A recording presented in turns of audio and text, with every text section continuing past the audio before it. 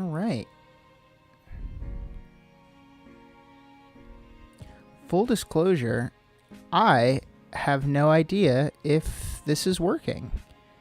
And I'm very new to OBS, so I don't know how to keep track of viewers. Maybe I could pull the stream up in a separate tab.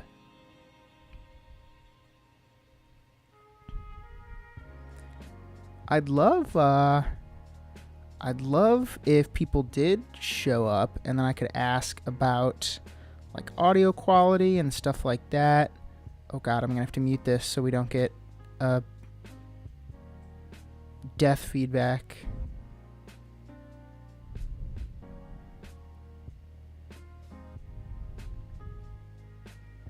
All right. I'd love if... Okay, that sounded pretty good.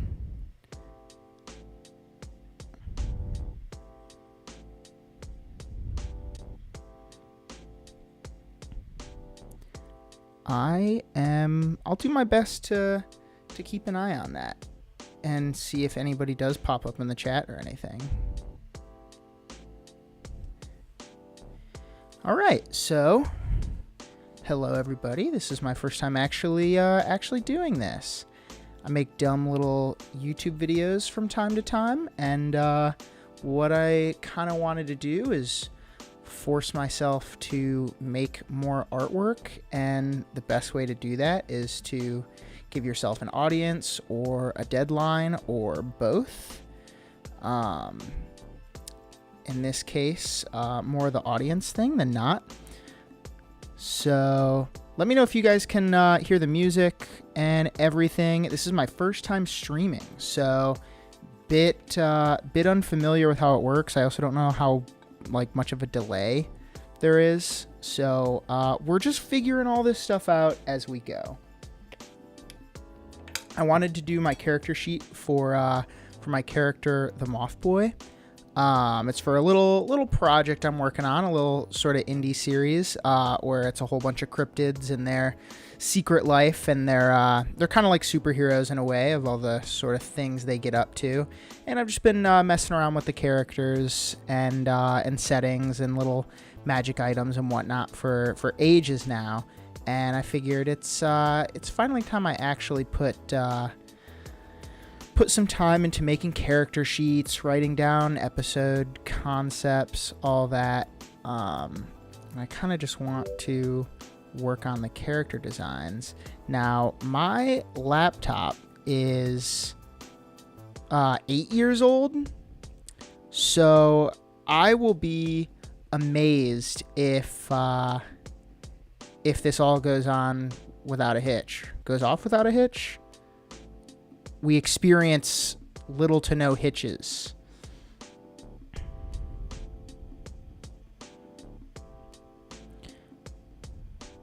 So yeah, like I said, this is the Moth Boy.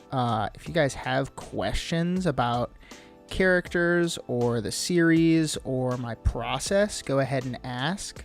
But I also know that I'm just kind of some random guy who makes content occasionally at best. So I have no idea if I'll have really anyone on this stream or not. I'm kind of just doing a sketch at this point just to loosen up. But yeah, this is the Moth Boy. He's a younger version of the Mothman who's also in the series. Some sort of terrible accident occurs that creates the Moth Boy, because cryptids aren't usually supposed to have kids in my lore, because they're created in a strange way.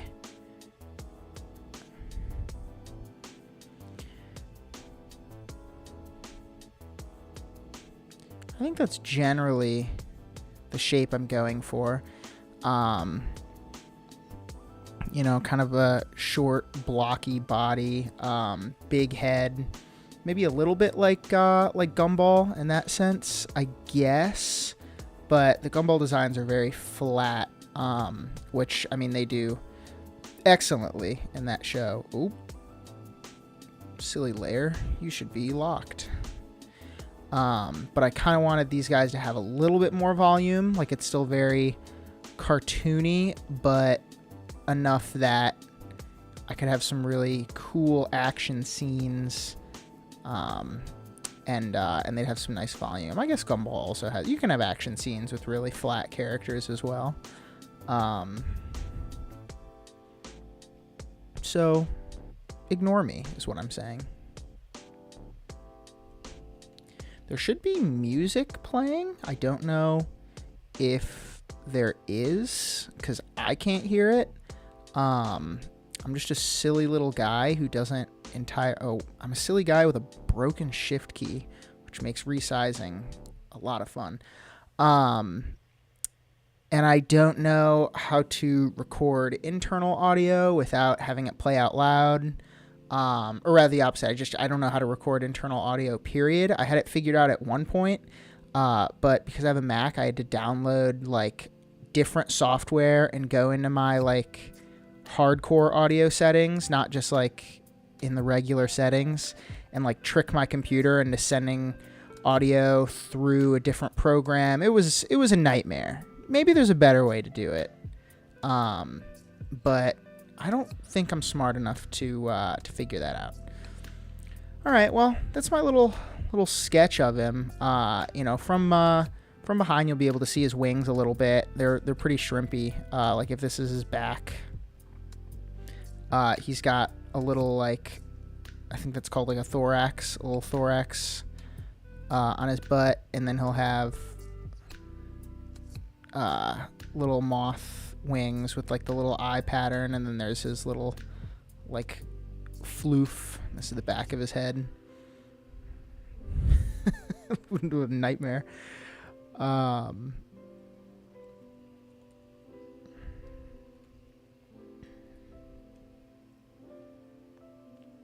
But hoping to keep it pretty casual. I have no idea how long I want to stream.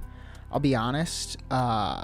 So far, it hasn't been the most efficient in terms of like my program's working smoothly because I have a dinky old computer, and streaming seems to be taking up a lot of juice. So I'm having some very laggy brush strokes, but it's all right. What are you gonna do? None of this counts if someone's not there to witness it.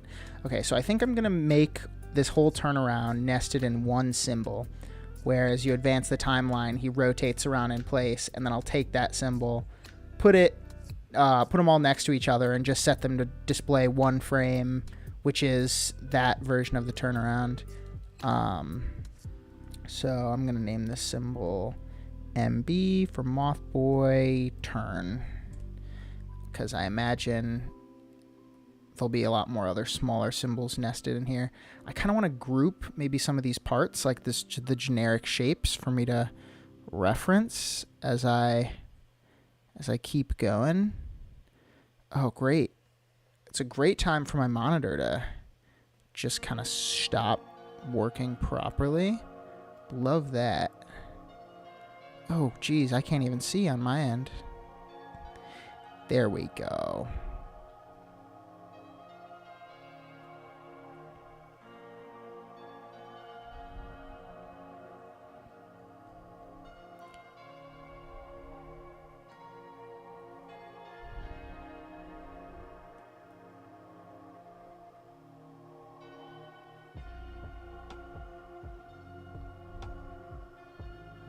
I'm doing this in Animate so that I guess this is the straight ahead design.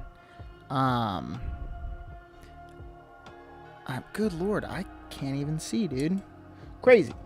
I'm doing this in Animate, so it'll be all vector, so I can resize and take things around. I'm not sure yet if I'm going to set up each symbol to have all different like workable parts. I think this is less of like a rig and more of a reference. If I had to speculate, because I've worked on projects where they had really extensive 2D rigs in in Animate or in Flash or whatever you want to call it, and it actually worked out great. You know, I'm just gonna give him the Animal Crossing hands, like the little circles, because whenever I sketch him, I give him the little Animal Crossing hands because I think they're kind of cute. And maybe I'll just make that a canon part of his design.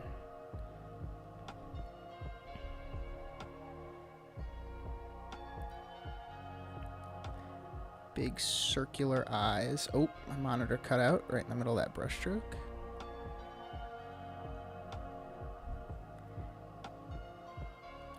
All the USB-C ports on my crummy old Mac, just for years of use, don't really connect all that well. So whatever's plugged in connects and disconnects, which is really awesome when you're backing up everything on like an external drive. It's really cool to have everything just disconnect. External drives love to be disconnected in the middle of like updating or downloading things. Wow. Okay, his forehead's huge. Let's see. Let me reference some of my favorite doodles of him.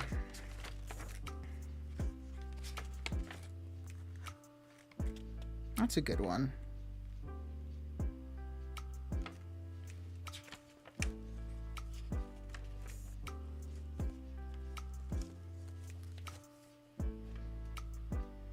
Yeah, okay. All right. I think I know where I'm going with this. I do not know where I'm going with this, guys. Okay, maybe too big. maybe I don't know where I'm going with this. I'm just gonna do that just in case deleting this ruins the group. And my favorite sketches, his head's still pretty blocky, but it starts off with like a softer shape, and then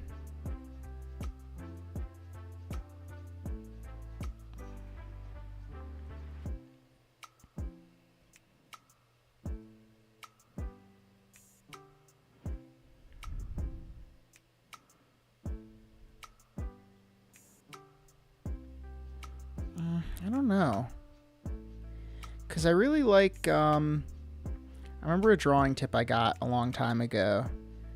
It's not always the most applicable, but it works sometimes, is that if you want to make characters look older or younger, you change the length of their chin. So with someone really old, you can make their chin really, really long. And then here's some dude with big eyebrows and a mustache, but you have kind of a long chin, and when you're a baby, your chin's so high up that your cheeks actually kind of like go down over it. This is a horrible drawing. It almost looks like the Discord logo, actually. But that's why I always try and make Mothboy's cheeks like, you know, have like a weird little concave bit here to show that he's still pretty young. He's got chubby little cheeks. Okay, I'm just gonna undo all this because I honestly think I liked the square better, and I think I can tweak it rather than just starting over.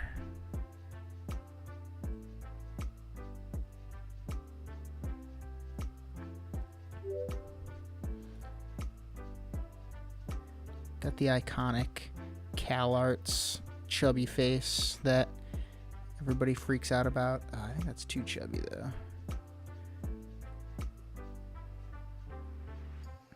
Not too chubby in a bad way, but it just changes his face shape quite a bit.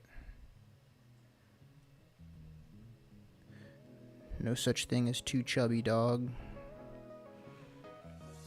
Alright, maybe that's good, because I can still add his little hair floof, and his eyes can come up a bit, and that's still pretty good head shape. So, oop.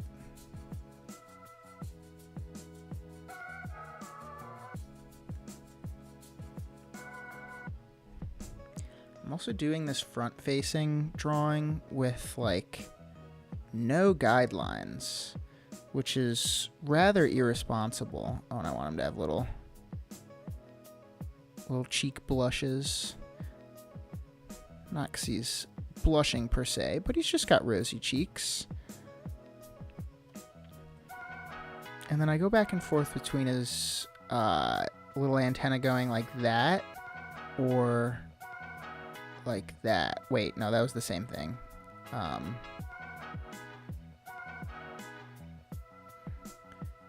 Because there's that, and then there's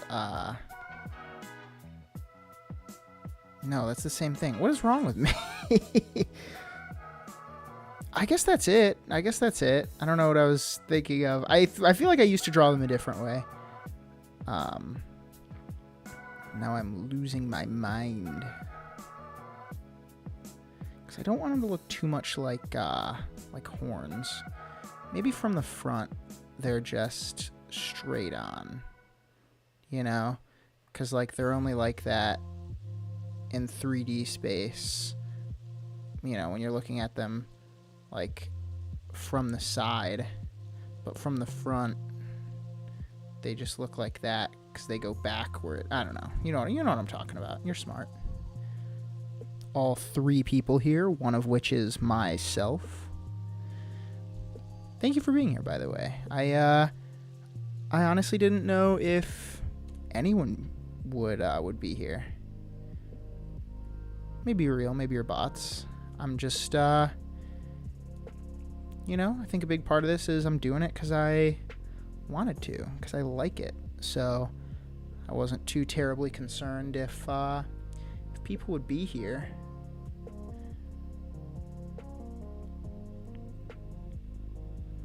I feel like they look a little bit too much like rabbit ears, like that, you know? And also, I think whenever I do make this sort of like pilot in a more formal setting, I'm just going to move these out of the way so I can try and redraw them where they're a little thicker.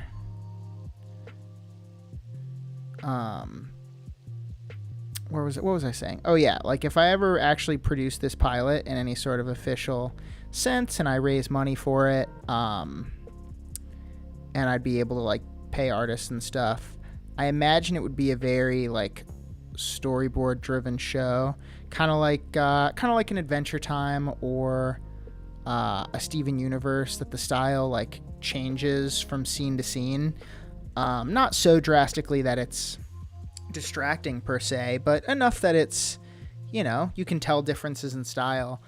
And I always really liked that, you know. People have complained about it, and you know, I get it. It's whatever. People can complain about it if they don't like it, but I always really liked it because I looked forward to particular like storyboard artists that I saw were going to be working on a particular episode that I really liked, and you know, you just got to try out different styles. Everybody knew that it was still Finn or Steven or whoever on screen, so as long as they look recognizable and have the same vibe, why not shake it up? All of which was to say that, you know, his look will probably change a little bit if this ever gets realized. And this is still, at least this version is still like a sketch. So, you know, I was going to do them all nested in one thing, one symbol on top of each other, you know, so I'd like go to the next frame, and like, you know, draw him facing this way in this frame. His hair would probably stay the exact same. We got kind of like a Mickey ear situation.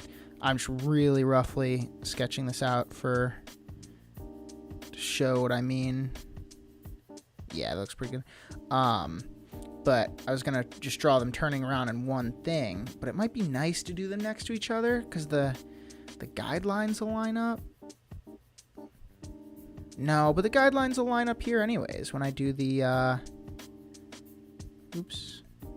Yeah, I'm gonna do it like this. I'm gonna do it the way I originally said I was.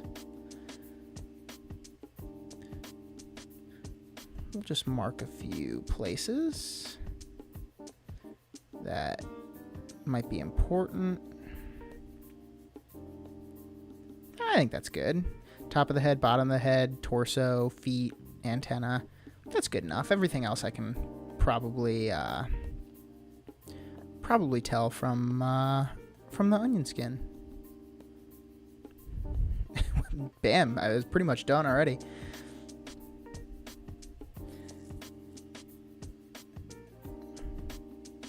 You know, I made these things nested shapes for a reason, so I could copy them over. I'll also take one eye just to make sure the eyes.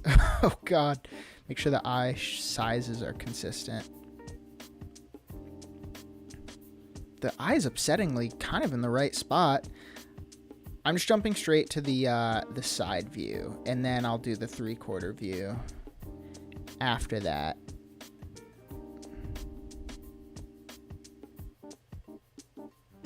It's this little cheek blush, and then if we got time, I'll do color here today. I really got nothing going on, so I can pretty much stay and do this for as long as I feel like it. I think I want to include some little ridges to indicate that those are the little like frilly bits of the antenna.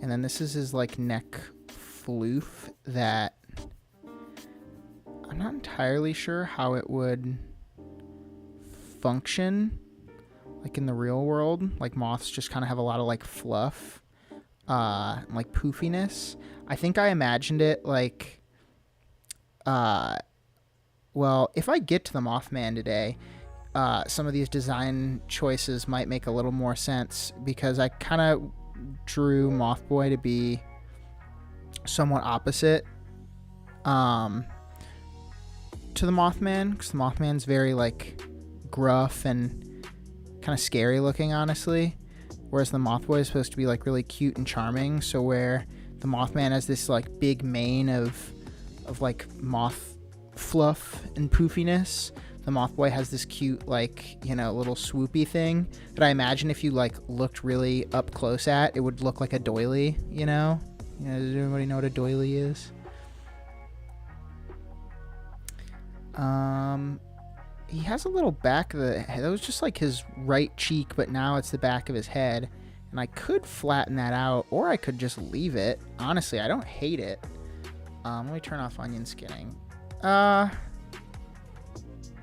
okay. I said I don't hate it, and then I immediately changed my mind. I still don't hate it, but let's just, we can flatten out the back of his head.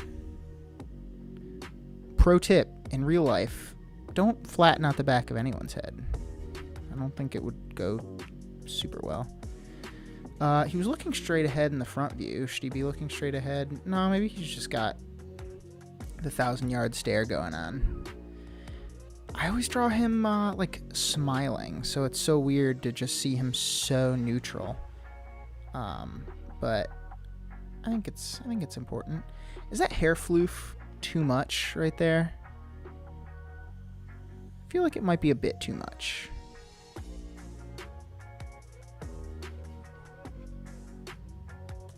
I don't know if I'm talking a lot or like too much, but this is kind of just how I work alone normally. I kind of just sit there and kind of talk to myself about, how does that look? Does that look good? Yeah, I think that looks good. Okay, cool. We'll keep it. And now I'm just subjecting other people to listen to it. I would be really curious to know. You guys don't have to. Oh, Nick Beatty. I'm so sorry. I don't know. I just saw that comment. I don't know how long ago you posted that. I'm so sorry. It's been going very well. I'm just doodling one of my silly little projects that I've been working on since, literally freshman year of college, which was 2018. I guess I came up with it in my second semester. So 2019. Anyways, I'm doing good, man. How are you? I'm living in Cali with my lovely wife, Emily. You knew Emily. I say new. No, I guess. It doesn't end when when people move. But we're doing grand, man. We're the oldest people I know, in the sense that we like spend all of our time like baking bread and making homemade jams and ketchups because we're maniacs. Which I feel like is a very old person thing to do, but we love it, man. We have our 2 cats. How are you? I've been rambling on. I'm glad you're still here. I just saw your second chat, so I'm glad I caught it before you left. What have you been up to? If you're willing to share in such a public space, no worries if not. We could always catch up later. Still living in Michigan? Oh, nice. Good for you guys. Dang, language immersion. I didn't know. I feel bad. I've been just awful with keeping up with people from high school, so I feel like I'm very out of touch with what people went to school for and all that. Did you go for for language studies, or what's it called, like being an interpreter? Because that's so cool. I'm the type of person that's like, yeah, I'm gonna learn Spanish, and then I never do that. So let me not delete that. I'll keep his body here.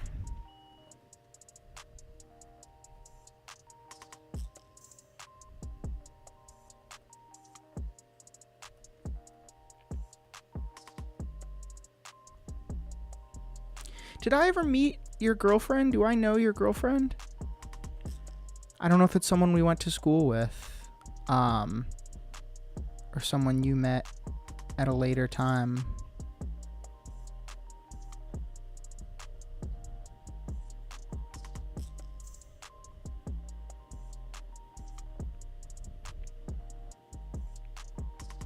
Russian. That's right. I do. I know I probably sound like a liar when it's like, oh yeah, now I remember. But I do remember, because I remember you talking about Russian, and I was just so blown away that you could just learn that, because learning languages is very hard for me. I shouldn't say that. That's a cop-out. It's hard for everybody.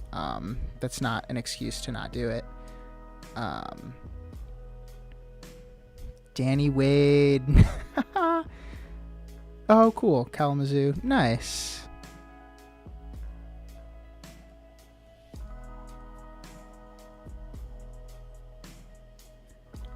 We'll get just the corner of his cheek blush there. Oh, well, good for you guys. Where are you living now when you say you guys moved? Oh, you said right now you're in Vermont. Are you guys living in Vermont? That's cool as hell. Yeah, that's right. I said hell. Don't tell my mom.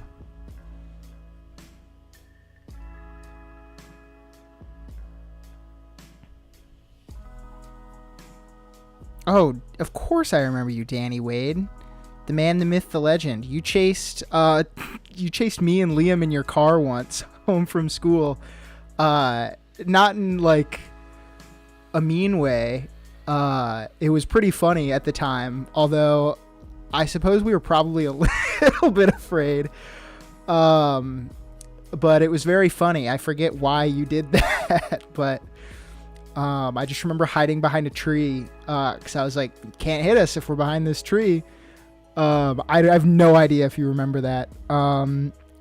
Nick, although she did go to CMU. Oh, nice. Yeah, I don't think I knew a Robin.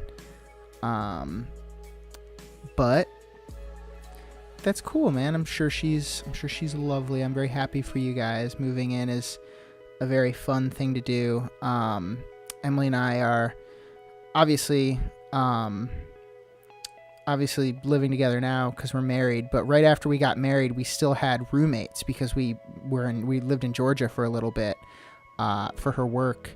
And everybody thought it was the craziest thing that we were married and we had 2 roommates, which I suppose from the outside, yeah, that probably sounds a little wild, but it was honestly so much fun because we were great friends with them. Not good enough friends that they wouldn't join my stream. No, I'm just playing. But we were super close with them. And it was just so fun. We just fucked around and played games, and we all just got along really well. So, the whole reason I brought that up is now since we moved out to Cali, we don't have roommates. And it's like the first time we've been living together completely alone as a married couple, and it's really, really quite fun. I don't get all the boomer talk about people who hate their spouses because I can't think of anyone cooler than my spouse. Just you in Vermont until mid-August. Living in Big Rapids. Nice. Optometry program. Dang. You guys are smart, man. Smart people. That's super cool. Everybody tells me I'm smart. But if I'm so smart, how come I'm drawing bugs for fun at Thursday evening?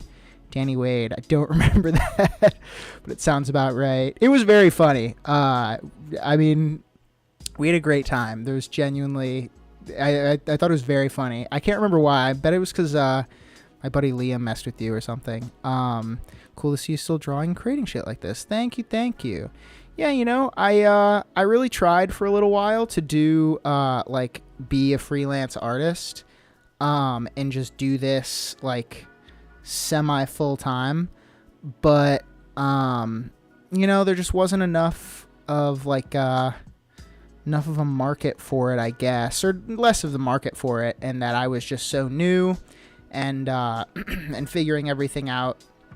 So I didn't really know where to look in terms of like finding work. I did a few little freelance projects. I say did, I'm still doing some actually, little freelance gigs, and it's really fun, you know. I really do love it. I don't know if it's something I'll be able to turn into like a sustainable career, but screw it, you know, career or not, it'll always be an important part of my life. So that's fine by me.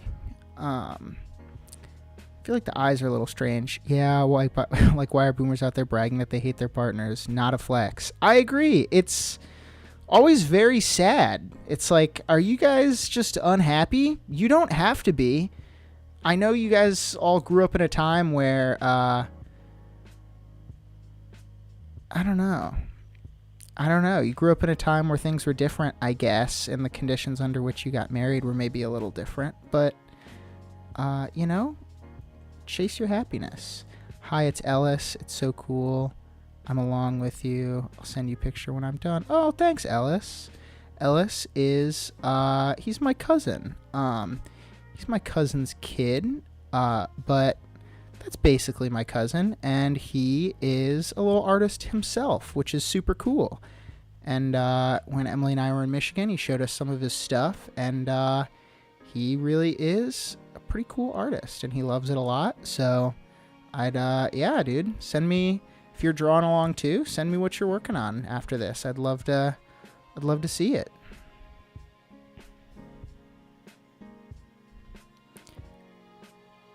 I don't know when people got here into the stream. So I don't know if everybody knows what's going on, but I'm working on my, a little character sheet, in animation. Whenever you're creating characters or environments or whatever, characters in particular, you got to do like a turnaround, which is just drawing the character from a bunch of different angles. So when you're animating later, you have something to reference, so that the character looks consistent and the same in just about every shot. Because, you know, in those projects, you either have a lot of people working on it, or it takes a while, so people's art styles change, and, you know, you want the show to generally look the same from scene to scene. So you draw a character in like every angle, and then once you do that, you can you can just go ahead with animation and just reference it to make sure the characters are looking the same. It's hard to talk and draw and think at the same time, so I apologize if some of this is total nonsense. But, oh, this is a character sheet for a little cartoon I'm working on. This is the Moth Boy, you know, like the Mothman, Bigfoot, like other, those are called cryptids, like those sort of fictional creatures.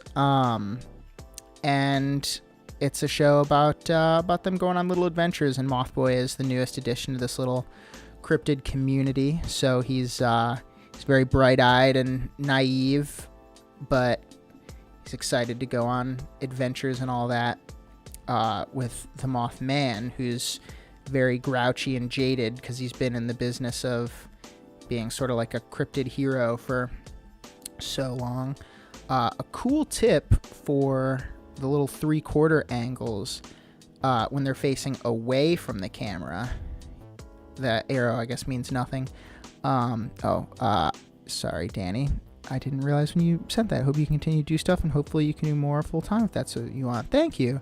Yeah, you know, I hope so too. That would be ideal for sure. I think I really tied up a lot of my happiness in, like, I gotta do this. I gotta work on this for a career, or, you know, for the rest of my life, or I got to find a way to do this all the time. And, you know, that's not always the most realistic. And what am I doing here with this hair floof? I just, you know, I've tried to find a lot more comfort in the fact that, like, I'm just going to be doing it for fun too. If I can find a way to make more of like a career out of it, then sick. That would be really cool. But, you know, otherwise, what are you going to do? I'm still going to do it. Whether it's on the side when I get back from work at a different job, or if I'm doing this for my job. Because I've been telling myself I needed to start streaming. Not needed to, but I wanted to start streaming for ages now. And I just never did. I never overcame that, like, learning curve, which is stupid because I'm not the smartest guy, but if there's something that I don't know how to do, you know, Google is free. I look it up and I usually figure it out, you know? So I was just like, but I don't know how to stream. And I finally told myself, like, that's dumb. You know, if the sink was leaking, you don't know how to fix that, but you'd Google it and then you'd figure it out. So I gotta figure it out. And I think the biggest reason that I'm actually doing it this time is because I wanted to. I was like, I really want to stream. It doesn't feel like something I gotta do. Yeah, for sure. Kind of decision I had to make with trumpet music. Yeah, I feel ya. Oh, well, that's cool. It's been so long since we've spoken. I mean, yeah, literally freshman year of high school, and I'm pretty sure I technically count as a different human being at this point, considering all the change I've undergone. So I forgot that you did trumpet music. That's really cool. Yeah, you know, as long as you can find a way to keep it an important part of your life. I mean, ideally we could all just do what we love, and that would be enough to support us and keep us alive, but alas, we live in a society.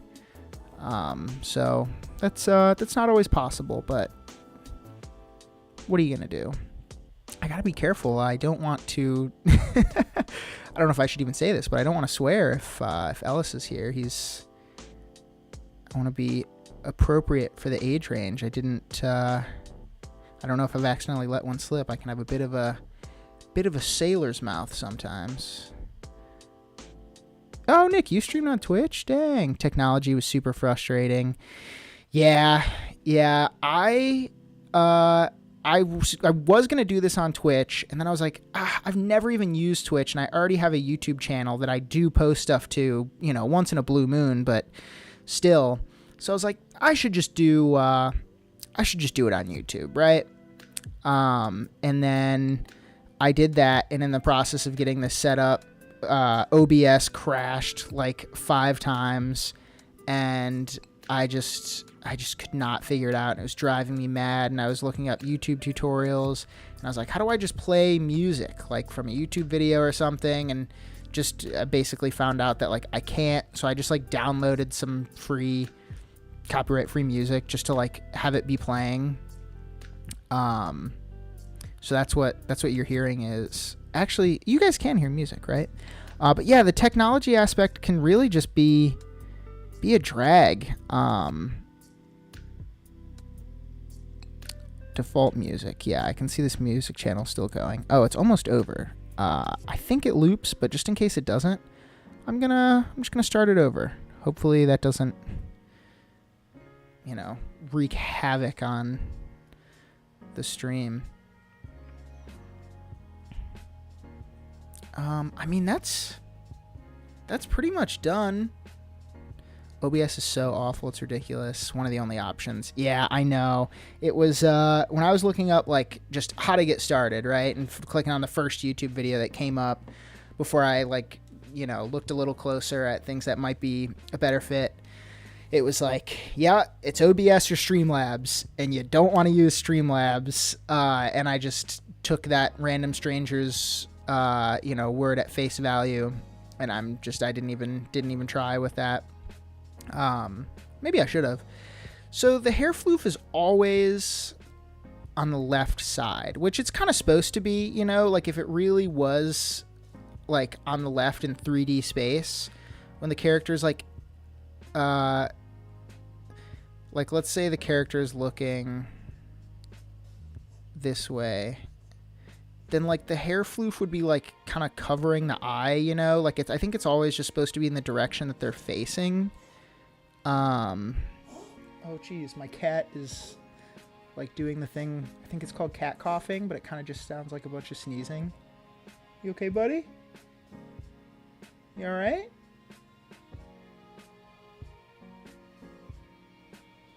Yeah, go back to sleep. Aw.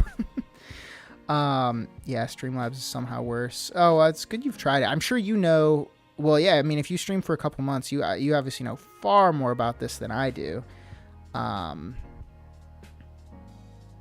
that's interesting. I think the hair floof is going to still be there.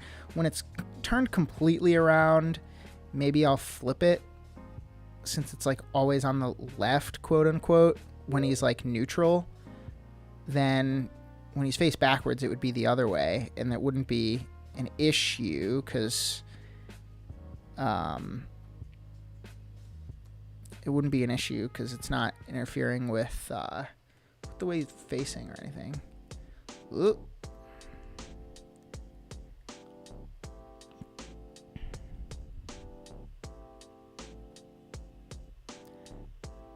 Without a face on there, the floof just looks so out of place, Like it looks like there's a face and then there's just a whole separate like thing off to the side. It doesn't look like a natural, like it doesn't look like hair. Or I guess in this case he's a moth, so it'd be just like, the little fluff that those bugs have.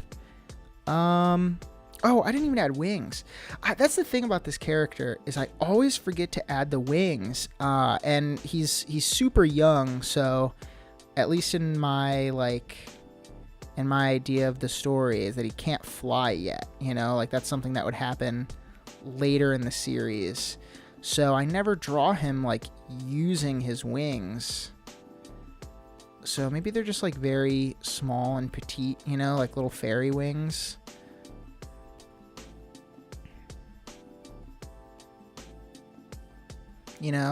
I guess that's not those massive compared to the size of the character, but just little like doot doot.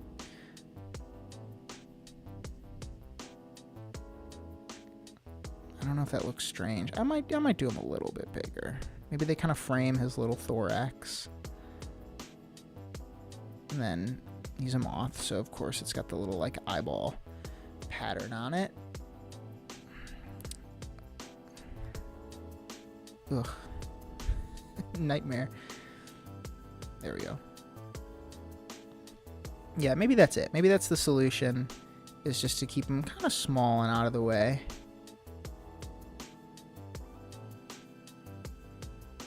And, you know, they're like magical creatures, so their designs can probably change as much as is needed for my own sort of desires, you know? Oh, their wings grow when they use them and fly and stuff. Like, it's probably fine. All right, well, that's kind of the rough version of the turnaround. Oh, yeah, I forgot. The frame rate's so absurdly fast. I could stretch out the frames, or I could just... I know, Danny, they do kind of look like that, which is what I'd like to avoid. I think with color, it'll look... it won't look as bad. Because, like, the colors will kind of blend a little easier. No, I'll keep it at 24 frames per second. I'll just stretch out these bad boys. Wesley Maskell, how you doing, man? Dang, we got just a whole bunch of crazy characters in here today. I didn't know so many people that knew me, either like family or from high school and stuff, followed me on my little art channels. You know, I'm really bad at posting and like promoting it. So in a lot of sense, I'd be like, you know, how would they find it? But you're here, dog. How you doing, Wes? Still a little fast. Maybe I'll have it last 4 frames. So 1, 2, 3, 4, 5. 1, 2, 3, 4, 5. So much of my process, well, all of my process is self-taught, which I guess maybe sounds a little impressive until you realize I'm doing everything wrong. You know, it's very cool. It feels very cool to be like, yeah, I'm self-taught. And then you, you know, go to do whatever you're going to do. And it's like, oh, it's not that good. But I think there's just a lot of things that I do that could be a lot more efficient because I don't know, you know, I don't know what I'm doing.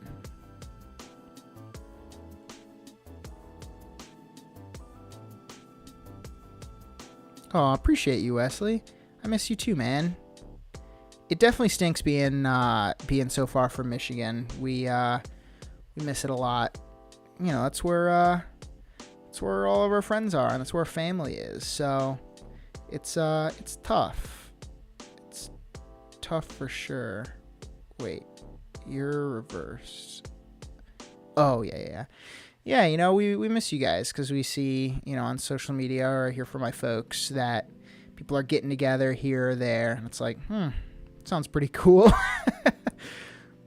But we'll be back before long, you know.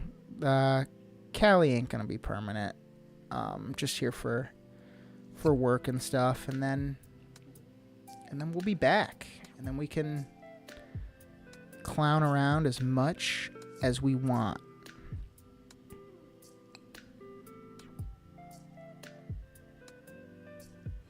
I'm working on, this is a little character for a cartoon I'm working on. I say I'm working on it, like this is the first step in me working on it, aside from sketching them all the time. But it's a little cartoon. It's about, you know, the Mothman and like Bigfoot and other cryptids, like Bigfoot and the Loch Ness Monster and stuff are called cryptids.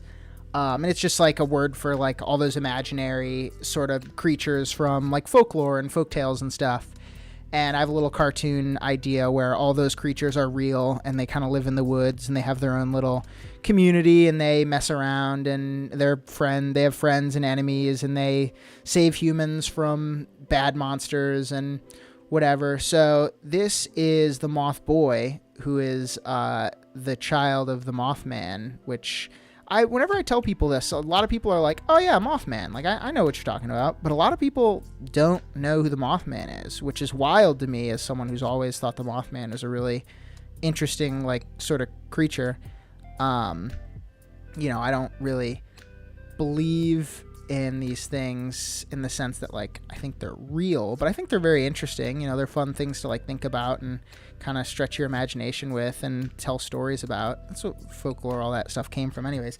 But, you know, the Moth Boy is, like, kind of my version of, like, the the predecessor, or no, predecessor is before the whatever, you know, the kid of the Mothman. So he's learning how to be a cryptid, how to be one of those little monsters. And, you know, does he want to be good and help people out and save humans, or does he want to just kind of do whatever? You know, it's about like, is it his responsibility to like be saving people and doing the right thing all the time? Like, sure, you'd think you'd want to do the right thing, but if you were born into it, like it could be exhausting. Like, he didn't sign up for that. So what does he want? Does he want to just chill and have a good time and be happy, or does he, you know, does he want to, I don't know, just do whatever? So it's kind of, it's I think it's mostly about him. The show, it's Mothman and the Moth Boy. It's kind of like, it's kind of following on those tropes of like the bright-eyed kid and the grouchy father figure that like didn't sign up to be a father figure, you know, like The Last of Us. There's Ellie and Joel. Joel's a really like gruff, like he didn't want to be looking after this kid. He didn't think he was gonna have to be a dad, and then he was, and he was like, I hate it. And then he gets to know her, and he's like, okay, I kind of like you, and I care about you, like family. So it's kind of like that, where the Mothman's this gruff, old, kind of jaded cryptid who's been around for so long, and no matter how much good stuff he tries to do, you know, humans are still scared of him. So he's like, what's the point? And the Moth Boy has just kind of been created. It's not like literally his kid, like he was created with magic and stuff in the story. I have a reason, but it's not worth going into right now. So the Mothman suddenly is just like, I don't want to raise a kid, especially a kid that's like kind of a small version of me that's like supposed to replace me. Like, that sucks. I didn't sign up for that. So it's kind of about that, you know, about their dynamic co-worker that was super obsessed with cryptids, and I learned about a bunch of new ones I hadn't heard before. Have you heard of the Michigan Dogman? I have. I really don't know. I don't know much about it either. That's when I just saw your message. I don't know much about it either, other than the name, and like it's kind of like, it's, from everything I've heard, it's very, very much like a werewolf, but less like, I think it's always in its like dog form, whereas like a werewolf, you know, is known for being a regular person. I actually drew, because I think every U.S. state has a cryptid. Like, you know, there's the state's got some crazy lore, like folk tales and stuff. But I knew that Michigan's was the Dogman, and I'm flipping through my sketchbook right now. I don't know, I just realized my sketchbook's right next to the mic, so maybe it's really loud, or maybe it's not. But here, let me draw because I sketched the Dogman, because I was trying to draw all these different like creatures in my style. Oh, I don't want that line art to be that dark yet. Okay, I'll just take this color.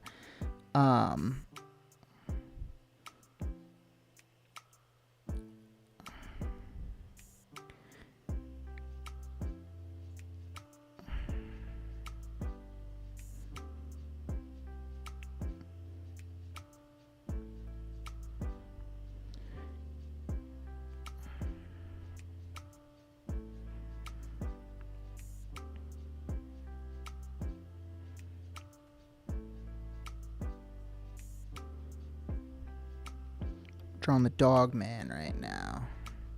It's kind of just like a dog's head. I kind of roughly, very loosely modeled it after my childhood dog, Chevy. Rest in peace, Chevy.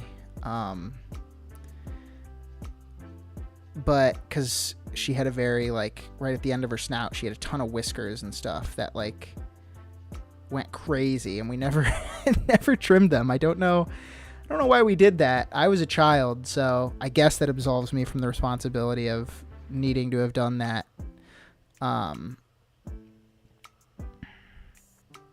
I believe he had a collar.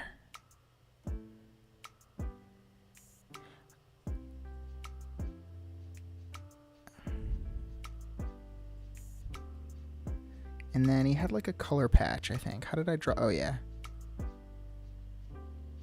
Kind of like a star-shaped like patch of color. And then he was just kind of like a shaggy, like, werewolf body.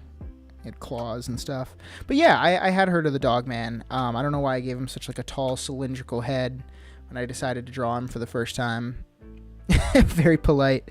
So many of the creatures in my story are like uncharacteristically polite. Like, I don't know, you imagine a society of all these monsters is very like chaotic, but it's really just like a lot of the humor, and in my opinion, comes from the fact that it's like so tame.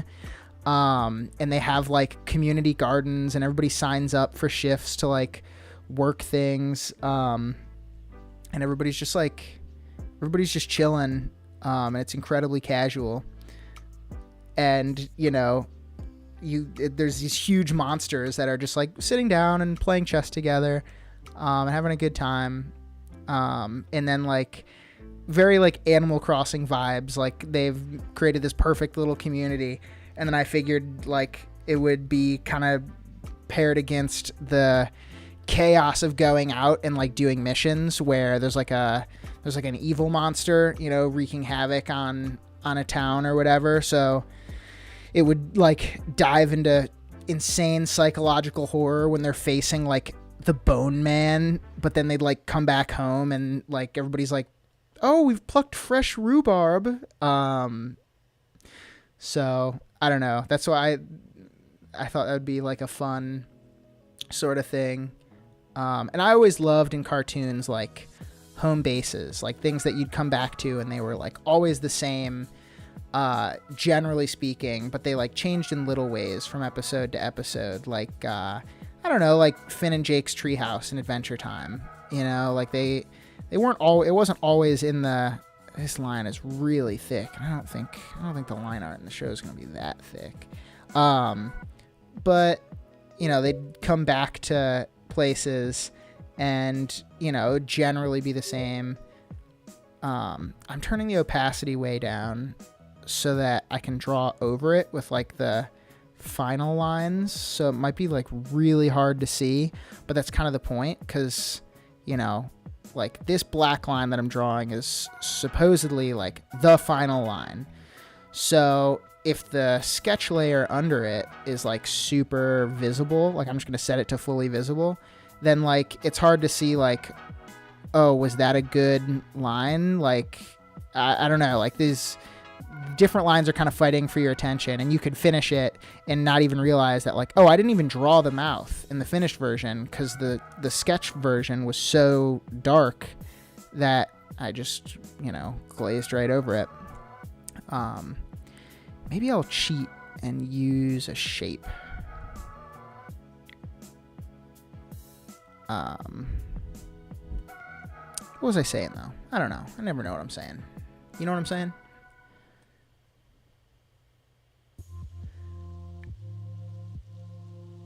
Four.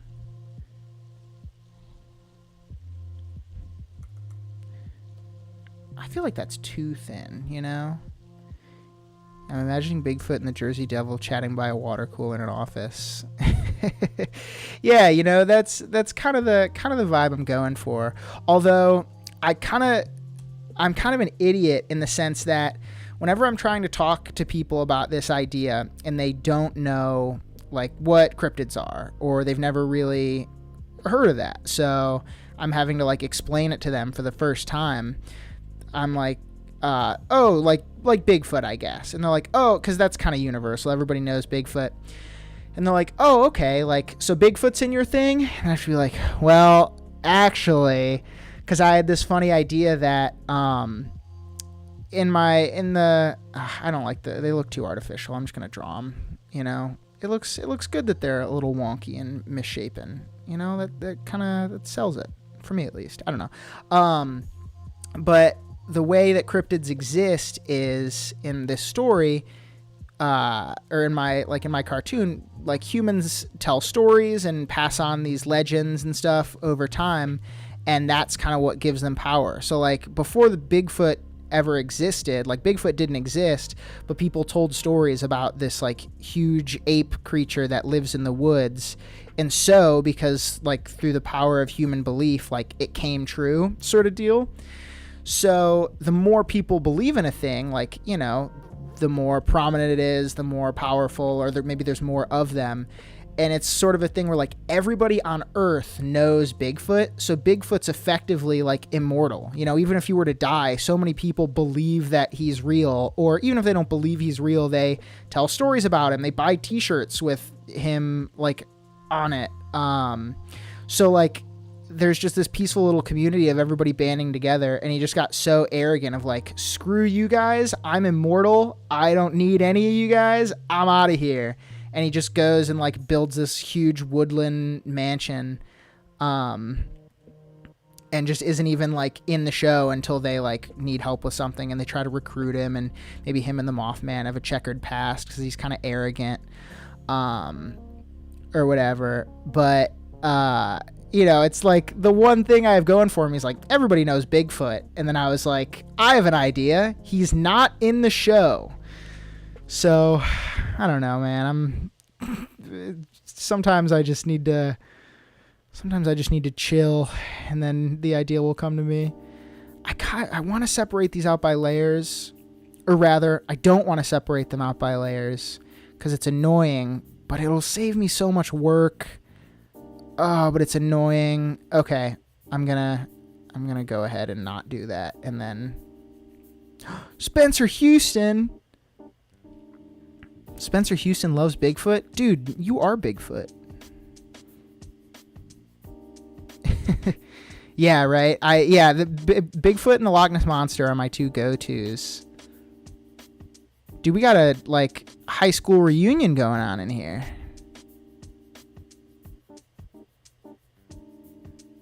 I'm very touched that so many people are here to watch my dumb little art. I guess that's bold of me to say. You guys are here to just hang out and chat and stuff, but very, very flattered. How are you doing, Spencer? It has been ages since I haven't been in town in an absurdly long time. Or rather, I was in town, but I was in town for a wedding, and I was in town for like, in town, quote unquote, in Michigan for like 3 days, and then the moment we landed in Detroit, we had to drive to northern Michigan, and I just didn't really have time to see anybody I knew, so I guess it has been ages. How are you doing, Spencer? I realize there's a delay, so to me, I feel bad because I don't know like how long you post things to when I can see them, so hopefully it's not long enough that things are getting like ignored or missed.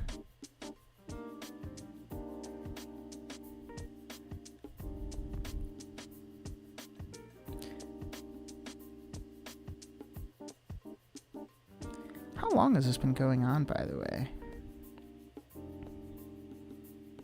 I have no idea. Like 45 minutes? An hour? Probably an hour, I guess. Yeah, it's... Dang. I'm gonna be up so late past my bedtime. Actually not. It's only 7:05 here because of the West Coast. I think the time zones exist is because you're closer to the sun out here. Pretty sure that's how it works. Because like the Earth is flat, but it is tilted up, so like one side of it is closer to the sky. I can't even joke around and say that stuff. Someone's gonna actually believe that.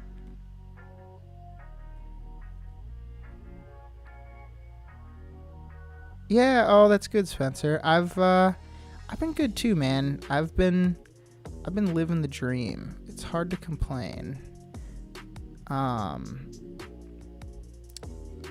Sorry, I said this earlier. It's so hard for me to draw and think and talk.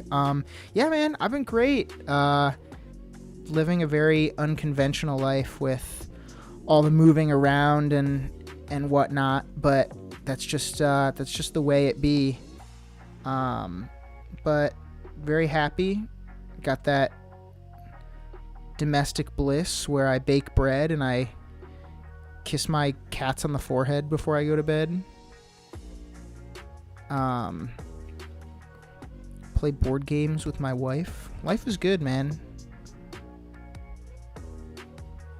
Life is good, except for the parts where life is existentially terrifying because of all the stuff that happens outside. But aside from that, life's good.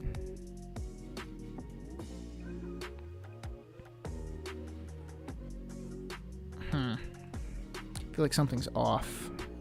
Are those legs? Oh, I think I know what it is. Because his body, I didn't draw it extending past.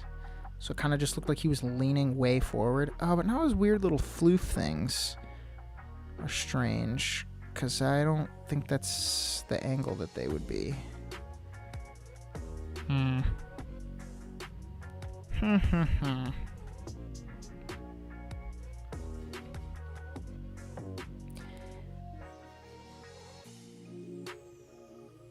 Yeah, it's going to get messy before it gets clean, but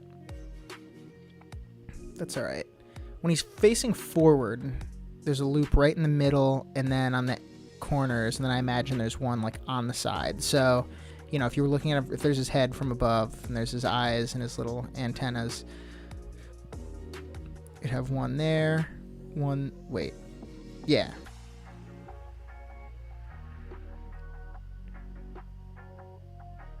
Yeah. Sort of deal. So when he is diagonal, we would see one. We'd see this one. We'd see these diagonals and this one on the side. Yeah. Okay. Cool. Dude, hell yeah, that's awesome to hear. I also agree that besides existentially terrifying things, life is good. Yeah, you know, it's really rough out there. It's really rough out there sometimes. But what are you gonna do? Life goes on. Or it doesn't. In which case, life goes on.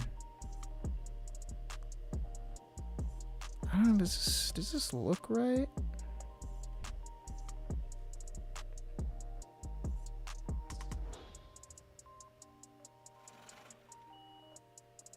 Oh, my uncle, my cousin that was, my little cousin that was here a while ago, his dad, my cousin, just sent me photos of the little things that he was doodling. He was a younger kid, or he is a younger kid. So when I heard he was on here, I was very touched because I know he likes my art. Last family reunion I was at, he just followed me around, wanted to see what I had drawn, or was asking me questions. It was very sweet. And I saw he joined the stream, and I was very flattered, but also very like, oh God, I can't swear.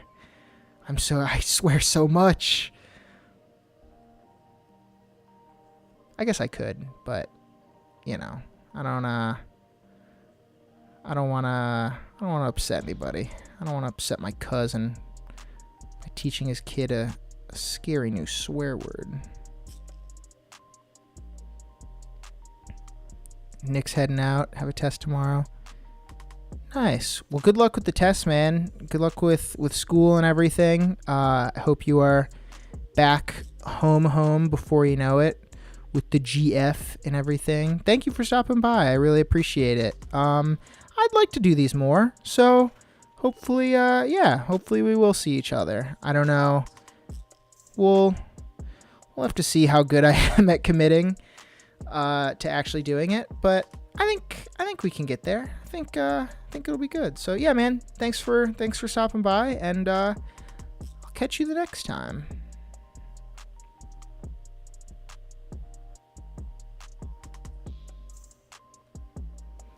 These are gonna be, his cheek blushes aren't gonna have lines. They're just gonna be like a solid color. So with these, like the black lines, they're like basically objects, right? Like the computer doesn't really know that they're lines.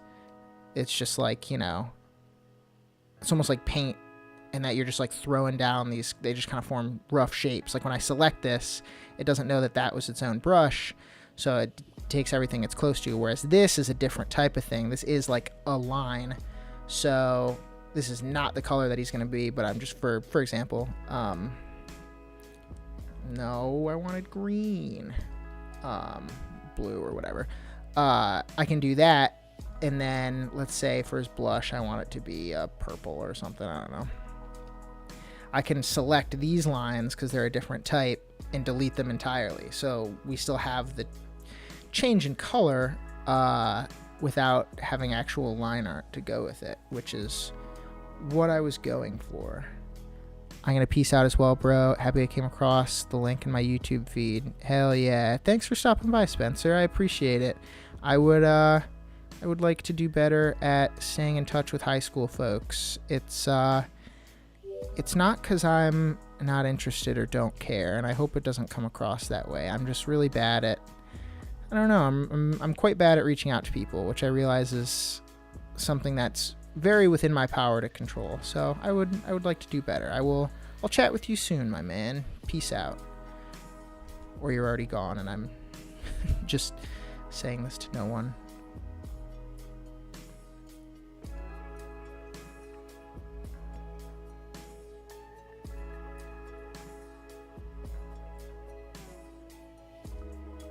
And then there was one.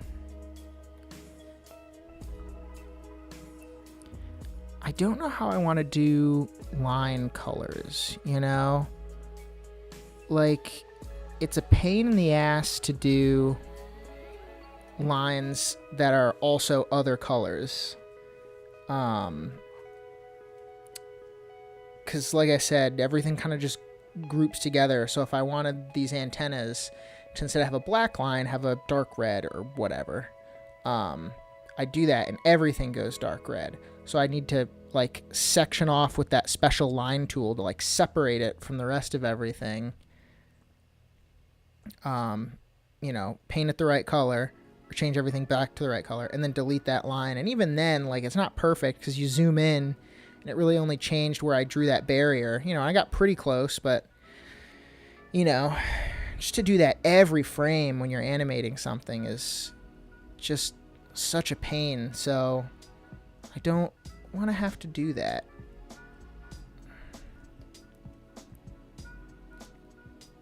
And I figured this pupil looked a little smaller. Ooh, oh, that's too big.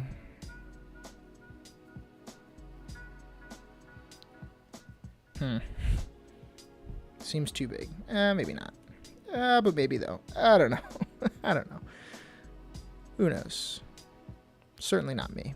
I don't know. Man, I was originally going to do Mothman as well, but this is taking me ages. My software's running really slow because of the streaming, and I'm just struggling to talk and draw at the same time. I'm having a blast though. This is really nice. Like it's forcing me to be a lot more careful about all the decisions I'm making because I don't know, because I'm just vocalizing everything. So I'm taking my time with it. That looks wild. Draw his little front-facing mouth. I'm not too concerned with it looking perfect. I say that, and then I'm gonna get bogged down in all the little details. But you know, I'm doing my best to take my time, but still make progress. You know.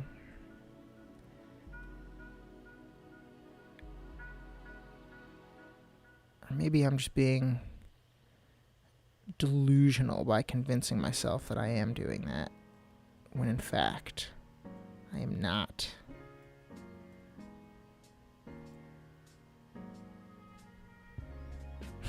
I just saw this stream where it was like frozen, where his eyes are wildly apart, and it looks very ridiculous.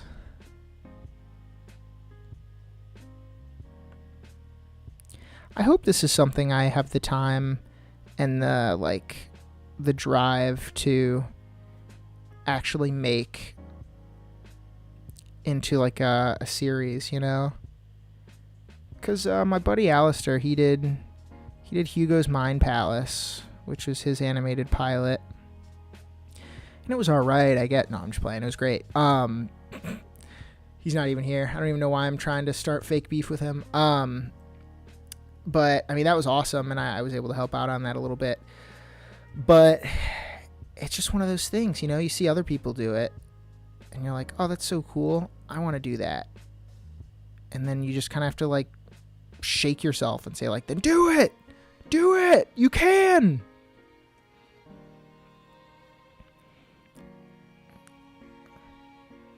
I guess the trickiest thing is probably the time, you know?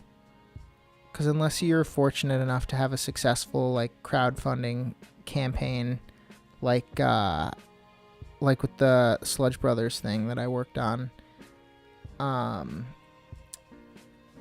say fortunate. I mean, there's always a bit of luck to it, but there's also, you know, he worked incredibly hard on that campaign and that project. So I don't mean to downplay it and be like, when it's all luck, but.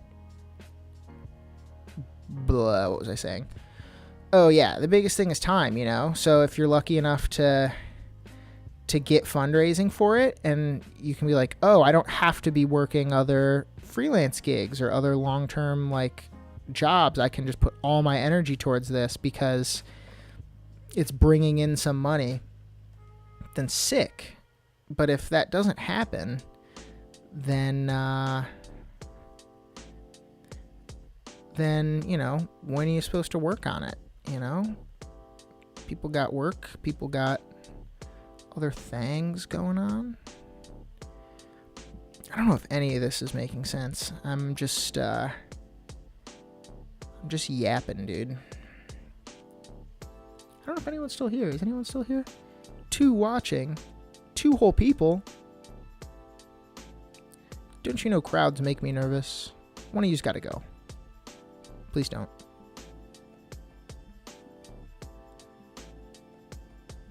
I guess it was a while ago when I made sure the music was still going. Let me double check. Yeah, it looks like it's still going. I wonder if it's looped, or if it's still just cruising on ahead.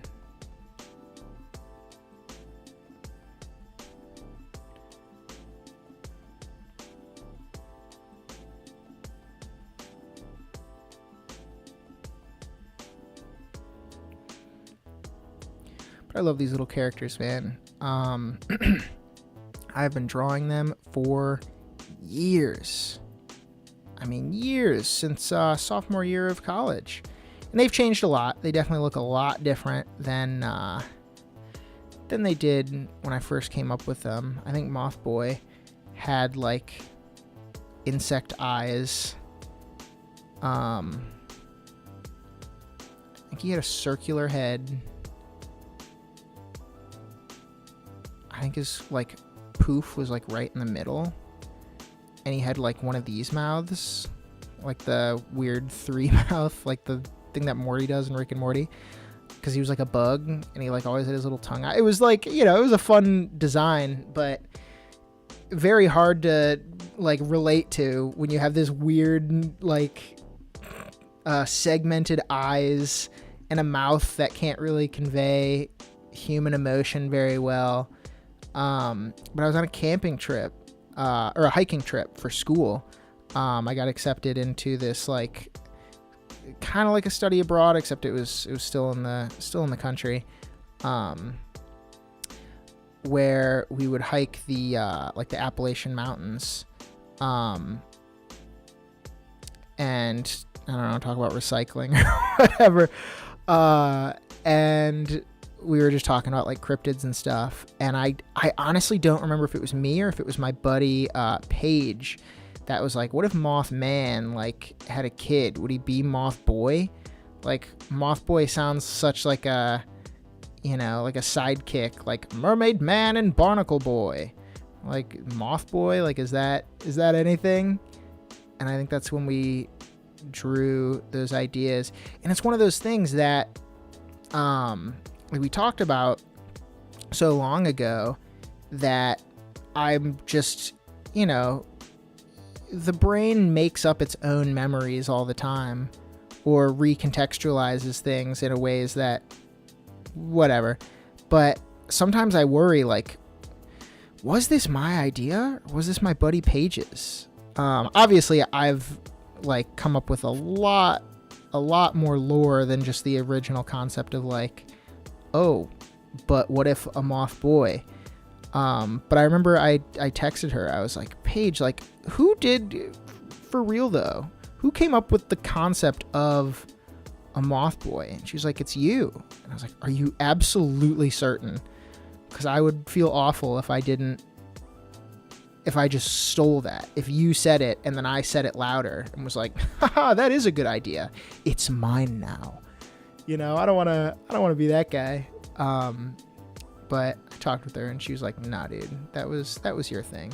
So, Paige, if I get rich drawing moths for fun, it's all mine, dude. I'm not sharing a single penny.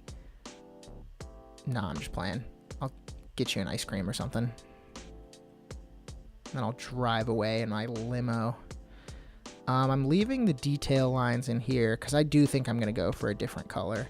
I think it would just look more natural. Like, the dark lines are great for outlines and main lines, but for stuff like that, there's just a lot going on. I think we could do that a nice softer color. Just a reminder that the cheeks won't look like that either.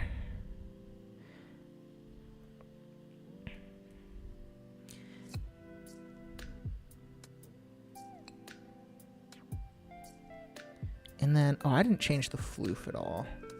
I should probably adjust it a little bit, just so it doesn't remain exactly the same.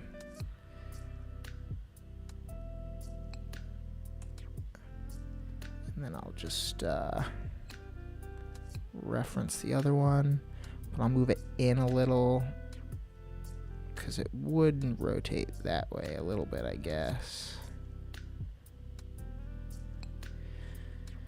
I do that, but I don't know if I consistently want to make the floof rotate around, so maybe it's not worth it. I wonder if my little dude, the dude that talks, like in the bottom right corner, the little cartoon version of me, I wonder if the talking is actually synced up with the talking I'm doing. Because I can't tell at the moment, because I can't have all these tabs open at once. But I have the YouTube stream up so that I can see the chat. But it's massively delayed, and I have my audio off because I couldn't be listening to me talking and drawing and think. I think I would just die. I think that would kill me. So I have no idea if the little talking character, it actually looks like me talking.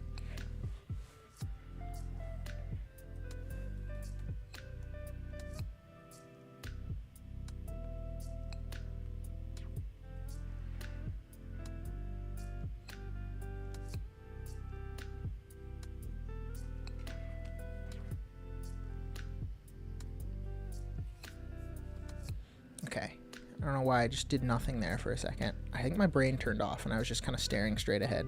That's entertaining, right? You guys like that? I'll steal... I did this first, though.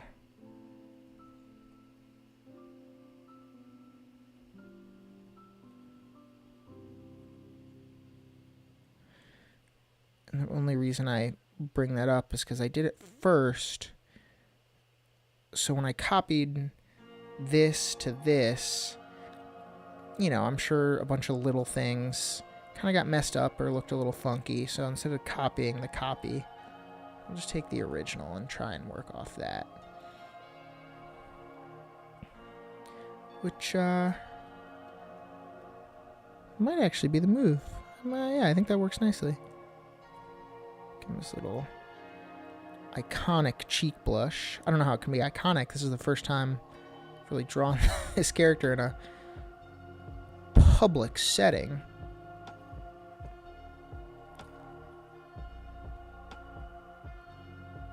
Oh, that's strange. I should probably do something about that.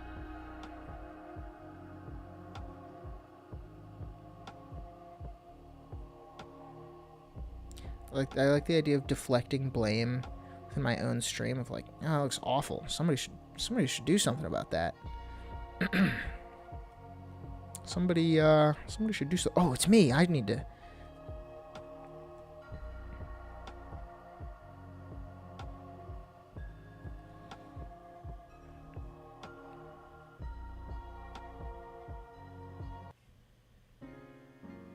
Started the music over. Hopefully the music is still musicking. Like I said, I can't hear it. Stream, like, oh, that looks awful. Somebody should do something about that. All right, there we go. Okay. Yeah, the music was still musicking. Love that.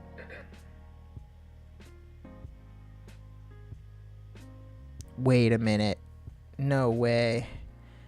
Has my stream been so delayed because I like paused it early on or something? I'm scribbling to see how long it takes now that I've refreshed the stream. Oh, it still hasn't. I still haven't scribbled in the live stream, so no, I was fine. Sorry, guys. Just being delusional. I like this version of his head that's turned completely sideways, but his body's still like... I wish I could do the sound effect that I'm referencing. It's that weird, like, ominous chime. It might be from, like, Five Nights at Freddy's or something stupid, but it's like that. Ooh, no, I can't even. It's like this weird chime with, like, a low groaning in the background of, like, an old building or something. You know. You know what I'm talking about.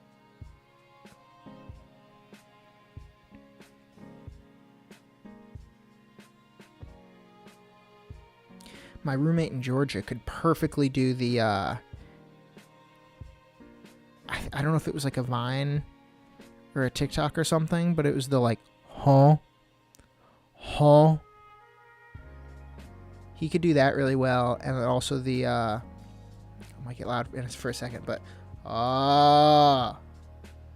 he was upsettingly good at it, and that was his, well, really his only good quality. No, that's not true.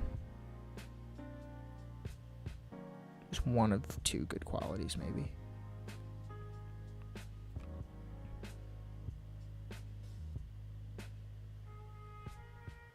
I'm just gonna rip the whole body and just... Well, that didn't sound good, but you know what I mean. Because the side view and the front view of his little, like, doily floofs would be the same. And then we'll give him his little, like, tummy line. I guess that's just supposed to represent, like, that he's got a little bit of a belly. Because, you know, he's just kind of like a cute little chubby kid. I was a chubby kid. I wish I spent more of my time as a chubby kid enjoying being a chubby kid instead of being like, I gotta be a buff kid. It's like, no, you don't. You're a kid. It's okay. You can eat another cookie. You're a child. None of this matters anyways.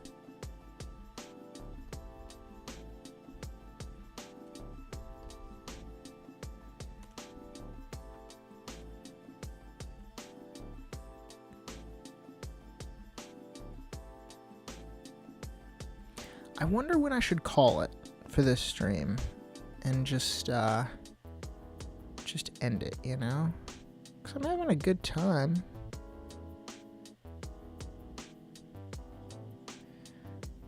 I'm not really ready to end it. I do have to pee.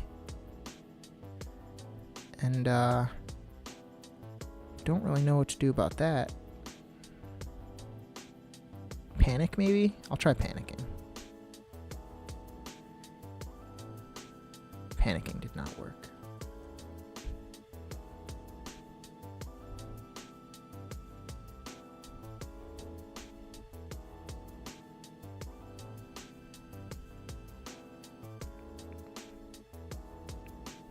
He really does have a wide body. I suppose that was intentional. But boy howdy, does he ever.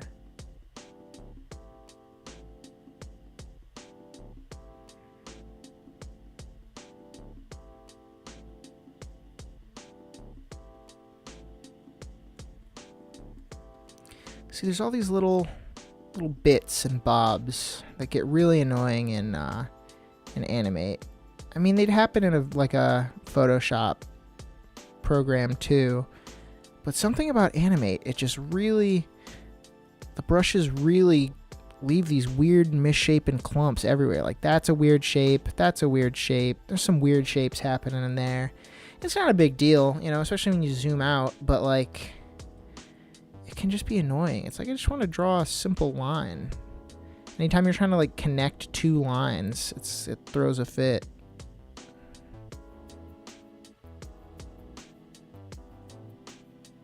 Maybe I just gotta bite the bullet and do that. There's also the strategy of doing everything with oh god. Classic brush. Where is it? Where's the pencil tool?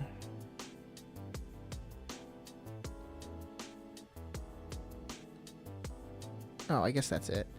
Is it called just a classic brush now? When did that change? Anyways, there's the strategy of doing everything with that, because these lines, like, are, you know, you can change them, and if there's overlap, you can, like, just delete it, and they make nice, clean lines, but they look so inorganic, you know? Like, it looks fine, but it looks like something you'd see on, like, Family Guy, you know, something that's like very corporate and very polished, and that's fine or whatever, you know. And there's people that do that aren't going for corporate, like, overly polished looks, and that's fine too. No judgment. It's just, you know, sometimes I like little wiggly lines that don't fit in right.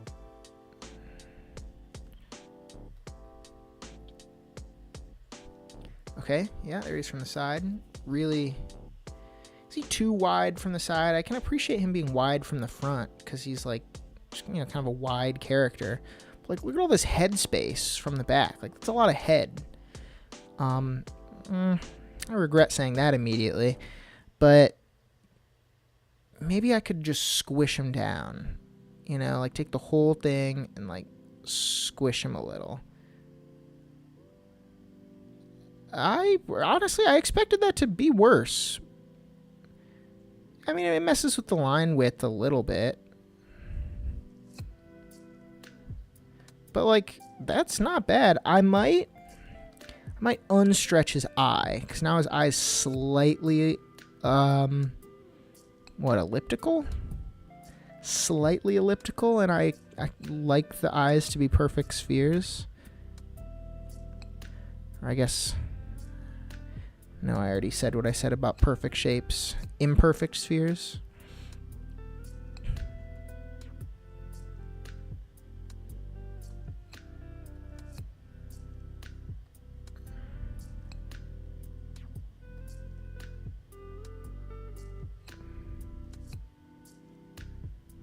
Yeah, I mean, it was kind of an effective cheat. I really expected that to be much more of a pain. His doily there looks strange. I'm just gonna call it a doily. His little neck fluff. It does look strange there. But as long as it's understood that, like, there's one on every, like, cardinal axis, you know, the north, south, east, west, and then it's got diagonals. It's like a pizza.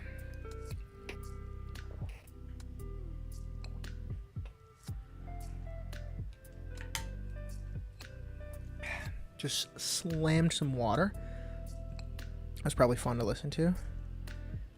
And then reuse that diagonal to make the... Wait, what? Oh, yeah, no, that's okay. Oh, it's because you were off. Why were you off? Come back here, buddy.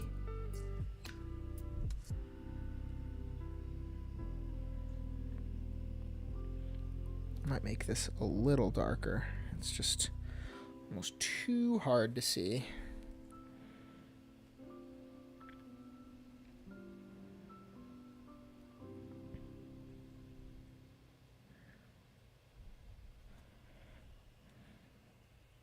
We can delete this eye, delete that eye. Get out of here, eyeball.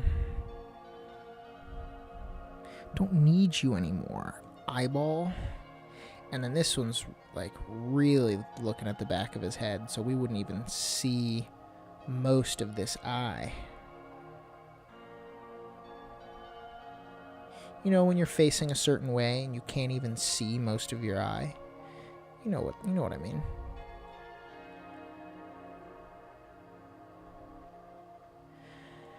I am really setting myself up for failure when it comes to using like nested, like using symbols and stuff, because I don't really animate traditionally all that much. I mean, I do, but I use a lot of I do use rigs, which so far I'm not setting this up to be a rig. For anyone wondering, for all of the 0 people here,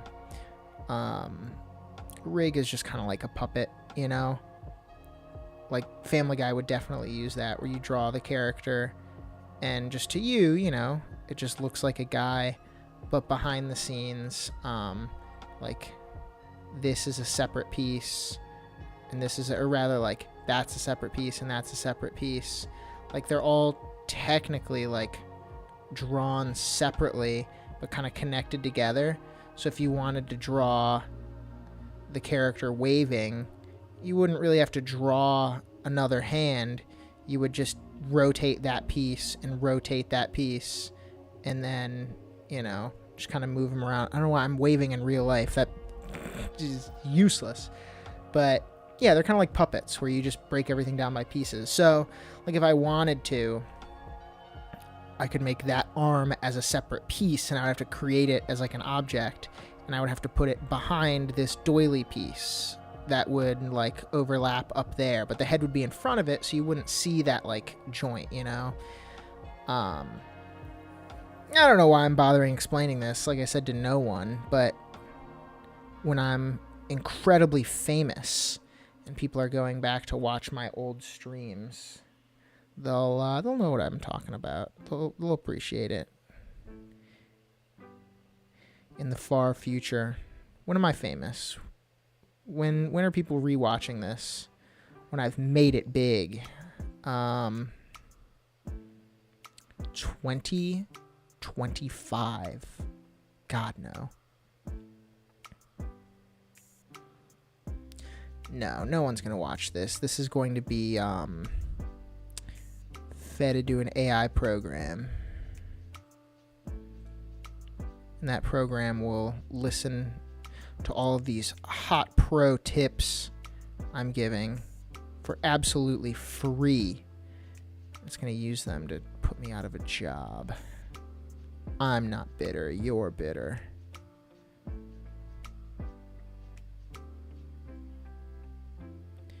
Okay, I've reused this shape so much that I fear that like this part of his body, like where his butt kind of curves up, is just getting a little bit messed up. Like there's too many bits and bobs that stick around.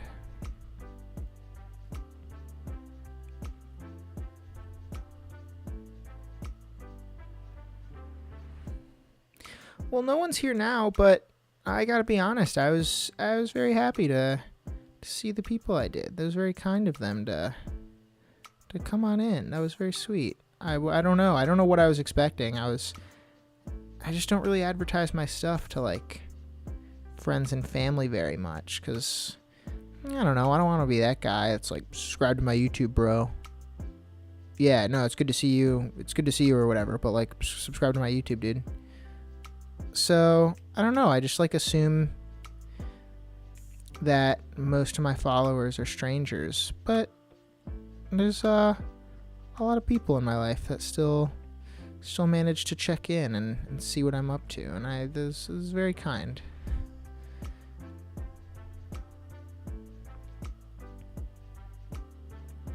Okay, when I drew them here, they like just touched that line, the belt line.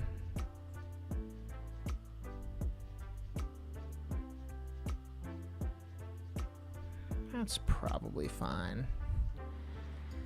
I don't know. Wings are strange. I don't know how I feel about them. Like, there's a part of me that just wants to say, like, what if he just doesn't have wings in his natural state? You know? Like, they, no, I don't want them to show up in that quarter angle, because I'll have to always draw them. You know, it'd be so much easier if I was just like, nah, he doesn't have wings. Like, he grows them, or they, like, appear when he wants to fly or whatever. And I guess there's nothing inherently wrong with that. But it's like, I'm already going through the trouble of being like, this is the moth boy. He's a moth. He's like a personified little bug creature. And I feel like it'd be a little lazy to just, yeah, and no wings, you know, who needs them? That's like the thing that everybody knows what moths are for, is they're like incredibly beautiful wings.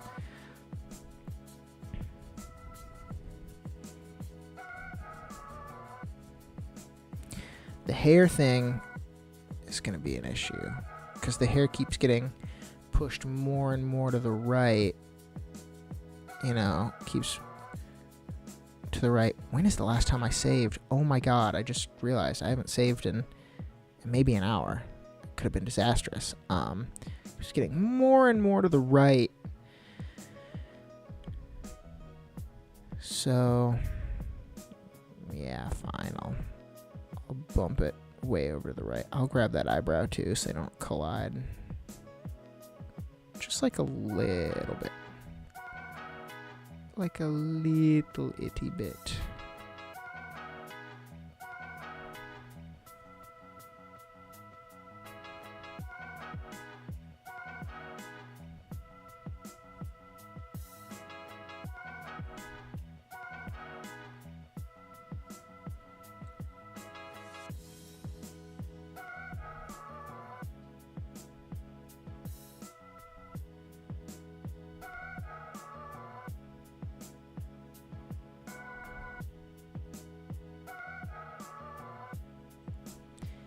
It's like sculpting or carving in a weird way. Because I don't have too much experience with either. I have a bit of experience carving. But like just kind of chiseling away.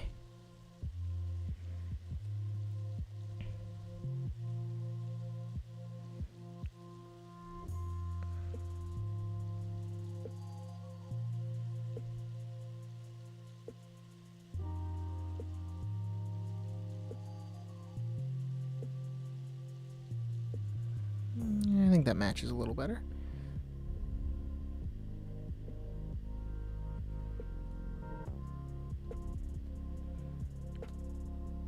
Yeah, so far so good. Oh wait, those are his front feet, right? No, those aren't the front feet. Those are the diagonal feet. I guess they're diagonal because, like, there's that line there that differentiate. It's pointing forward, and there's that line that differentiates pointing outward. I'd probably like that then. Or not? No. That doesn't make any sense. Yeah, I guess like that.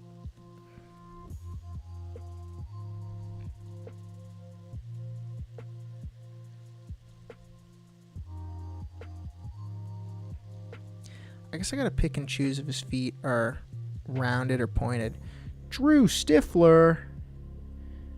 How you doing, man? I was just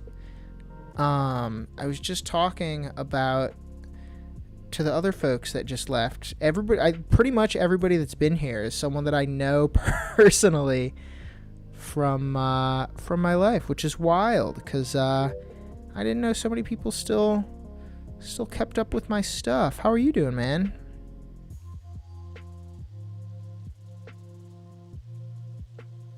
It's been many a moon. There's a bit of a delay with the stream, so I'm usually seeing the comments right away, but on your end I might not be responding to them in a super timely fashion, which I apologize. Certified VTuber. Hell yeah, brother. Yeah, you know, I just kind of felt like it. I've been telling myself I should for ages. I mean, back in college and stuff. And it just kind of got to a point where I was like, this is ridiculous, you know? Like, I keep using the excuse like, oh, well, I don't know how. It's like, well, that's a dumb excuse, you know? Like, the sink leaks and I don't know how to fix it, but I look it up, I figure it out. Like, you know, I'm a computer boy. Like, if I don't know how to do it, Google's free, I'll figure it out. So here I am, still figuring it out. Some things are going well, other things aren't, but that's okay. I've been yapping for enough. How are you, man? It's been a while. I remember we caught up via some sort of like messaging app. It might have been Snap or might have been texting. I remember, I think last time we talked you were working in the hospital, which is crazy. Things are going great. Great job on the Sludge Brothers. Thanks. That was a lot of fun. I enjoyed working on Sludge Brothers. I was very grateful that dude's name was Peyton that was running that. Very grateful that Peyton had me aboard, and he's actually a director for a few other animated projects that he asked me to be a part of. So I was very, very happy to work on that and make friends with some super talented people. But yeah, man, I'd love to hear what you're up to. It's been ages. I was just thinking about the old YY56. Rest in peace. Got torn down. Did you know that? I made that up. It might have. Probably not, though.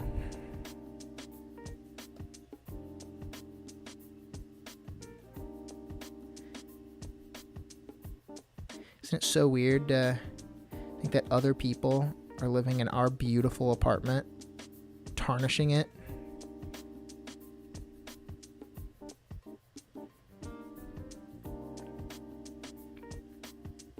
Okay, the next one is just the straight from behind, which I can just copy the front for a lot of the general shapes. And that'll be good. Hell yeah.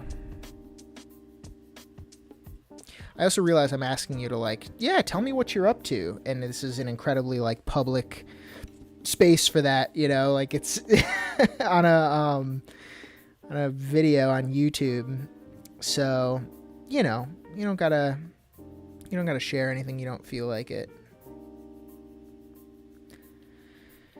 But you knew that. You didn't need me to tell you that. Unless you did, and you're like, God, I didn't want to share about my dark secrets, but Macey asked me, so I have to.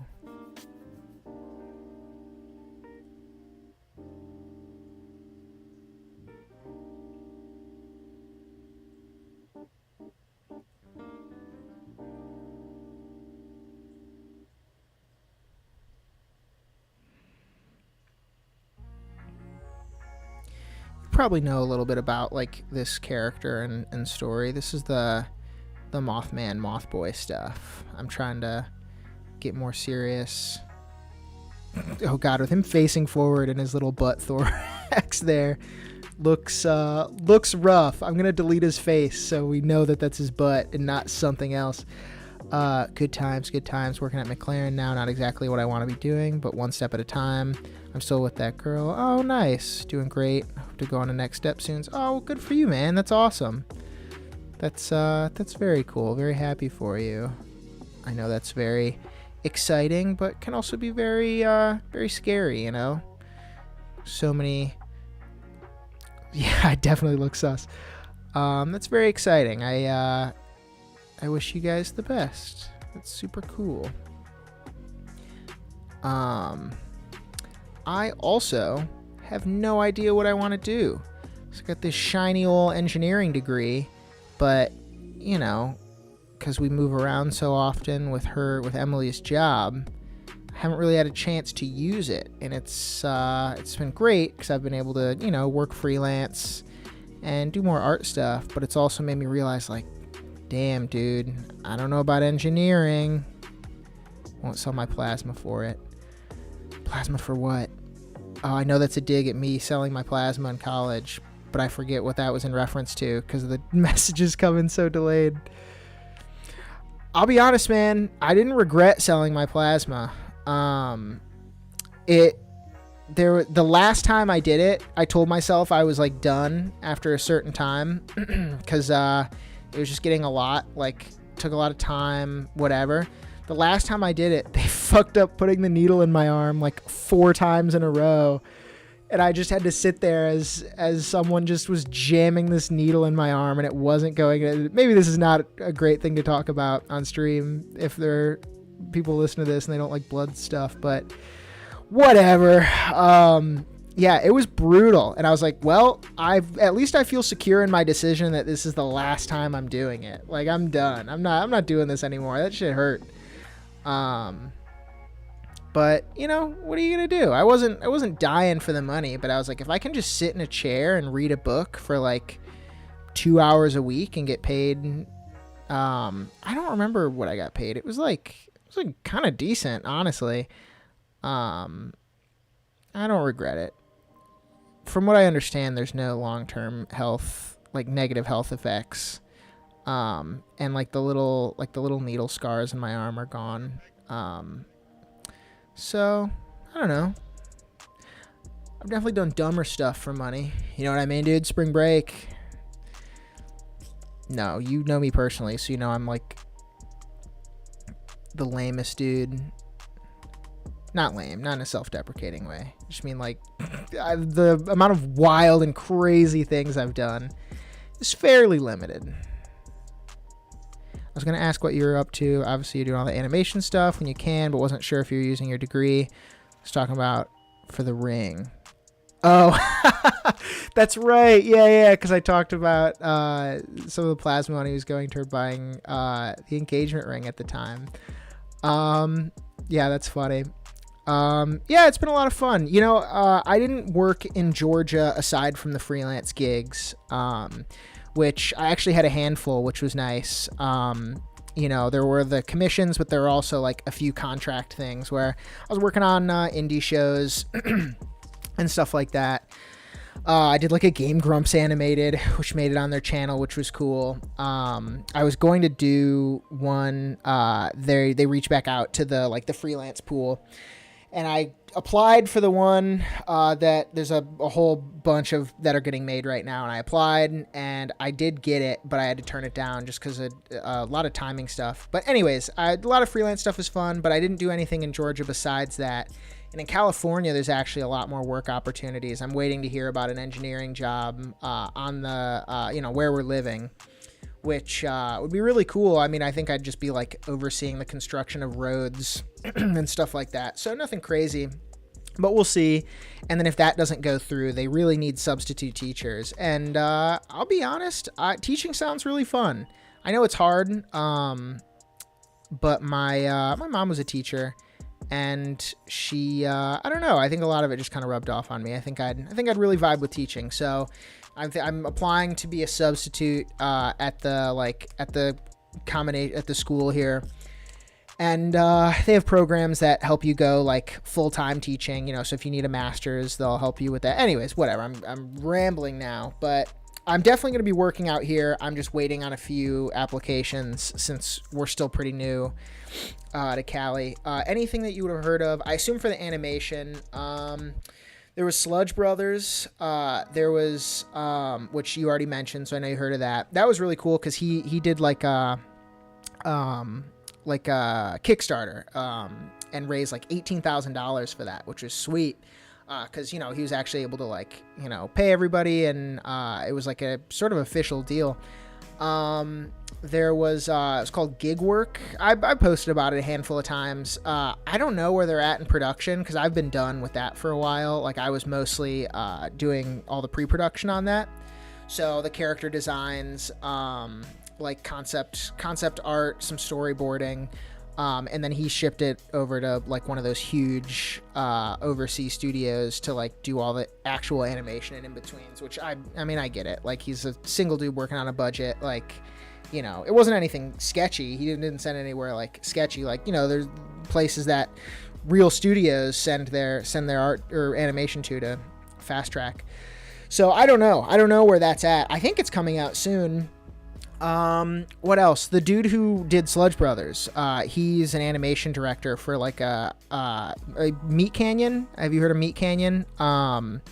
He does, oh man, like the Melvin's, Macabre, or, oh man, I've only ever seen it in writing. I don't know actually how that word's pronounced, but he works for a lot of Meat Canyon stuff. And he's directing a few projects, which I'm going to be an animator for him. For that, I'm like affiliated with their studio now. The dude's Sludge Brother guy's studio. So that's been really cool. I don't know what else you would have heard of. It's pretty small stuff. You know, I'm not working on like Rick and Morty or anything crazy like that. But it's been a lot of fun, you know, and mostly paying gigs, which is sweet. Always a plus. Haven't abandoned the... Oh, you love me. Yeah, nice. Yeah, so you know what I'm talking about. I'll be working on like stuff in that sort of family of animators. Haven't abandoned the whole engineering thing quite yet. Honestly thought you were all in on animation art stuff. GF does subbing and it's hard, but she loves it. Oh, nice. Yeah, I mean, I've definitely shifted my like... I haven't been drawing at all. I've just been talking.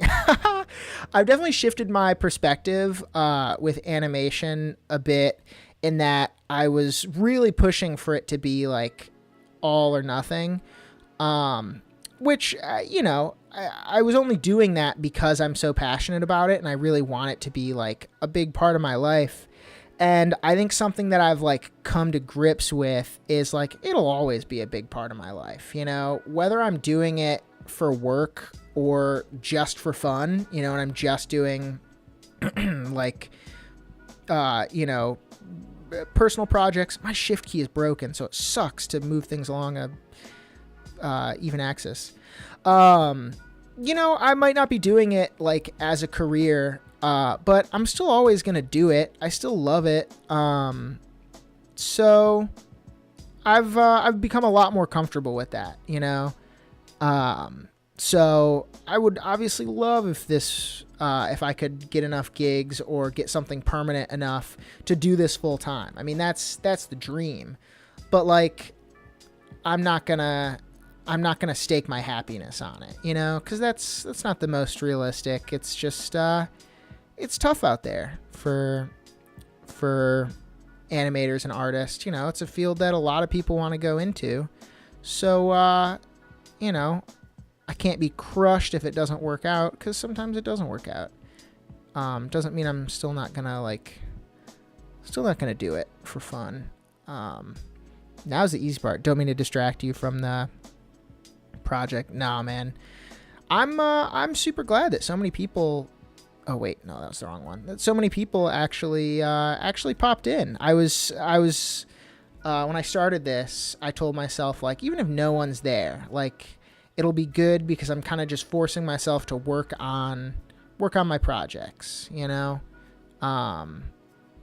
setting a time aside. And I've had so many people pop in and catch up and, you know, chat about where people are at or what they're up to. So that's been sweet. I've been quite awful at keeping in touch with with people. Okay, that eye. So that goes down. So you need to come up a little bit. I've been really bad at keeping in touch with people, which I hope is not misconstrued as like a lack of caring. I've been bad at keeping up with people.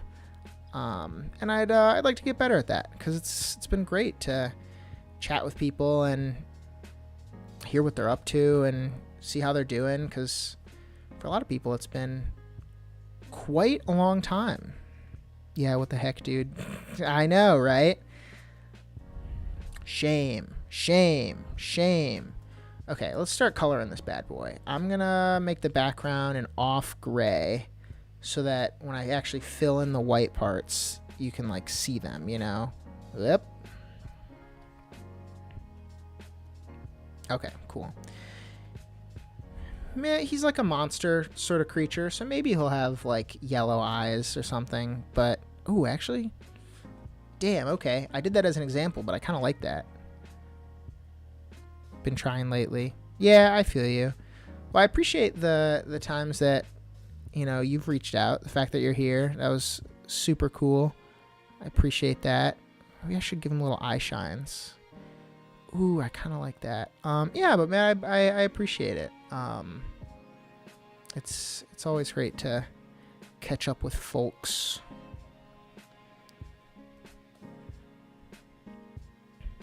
I'm so bad with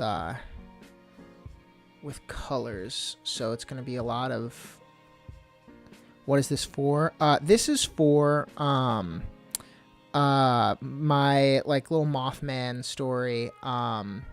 I don't know how much I was working on it when we all lived together, so I don't know what you know about it, but basically it's a cartoon idea I have, where, you know, the Mothman, like, and like cryptids, so Bigfoot, Loch Ness Monster, Mothman.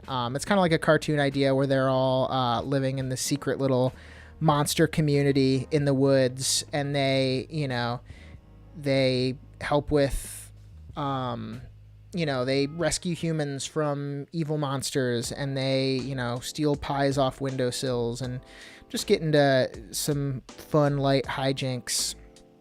So this is the show. The rough name right now is Mothman and the Mothboy. Kind of a wordy title. I'm not in love with it. I wanna change it up. But this is the Mothboy, so it's like the Mothman's semi-adoptive son. The lore is complicated. It's not complicated, but don't you have Mothman stuff from a while ago? I think there are 2 characters with pitchforks or something. Mothman stuff I've been working on since probably before we knew each other, freshman year of college, because I went on that hiking trip, or the study abroad like mountain trip, and we were talking about cryptids and stuff a lot. And we were talking about the Mothman, and what if he just like had a kid and it was just like the Moth Boy, and then we were just joking around about that idea, and it just kind of snowballed from there, and now it's just like kind of one of my characters, and he's got lore and backstory. Pitchforks, though, I'm not sure what you're referencing. Maybe I don't know. But yeah, it's like the Mothman. The kind of the lore is like the reason these creatures exist in this world is like because humans believed in them. So like human folk tales, like their stories came before the creatures did, sort of deal. So like, you know, Bigfoot exists because humans believed in him and told stories about him. So everybody was like, you know, sharing these tall tales about the Bigfoot, and because of like the power of human belief and whatnot, you know, made these creatures real. So the Mothman in this story gets like a very it was kind of inspired off the Magnus Archives in a sense, but instead of fear, dumb little moth creatures. But the idea was like Mothman like stole a shrinking potion from like one of the witches in this community, and he used it to like shrink down and like be really tiny and eat, like jump in like a big box of takeout. You know, just a dumb little like silly concept, but he gets spotted in public, like all shrunk down. So like all these people begin speculating like, whoa, is there another smaller Mothman? Did the Mothman have a child? And because all these people like are talking about it and like speculating on if the Mothman has a kid, it actually like this younger kid is created. And he's like, God damn it, now I have to raise a kid. I didn't want, why did the universe create, why did humans have to believe that I was like a you know, a child version, because now I actually have to deal with this child. And that's kind of the concept behind it. Cole's listened through it like 6 times. That's so funny. I've listened to it quite a few. I infected all my roommates in Georgia with it. I got all of them to listen to it all the way through. And I was so proud. You know, there's a sequel.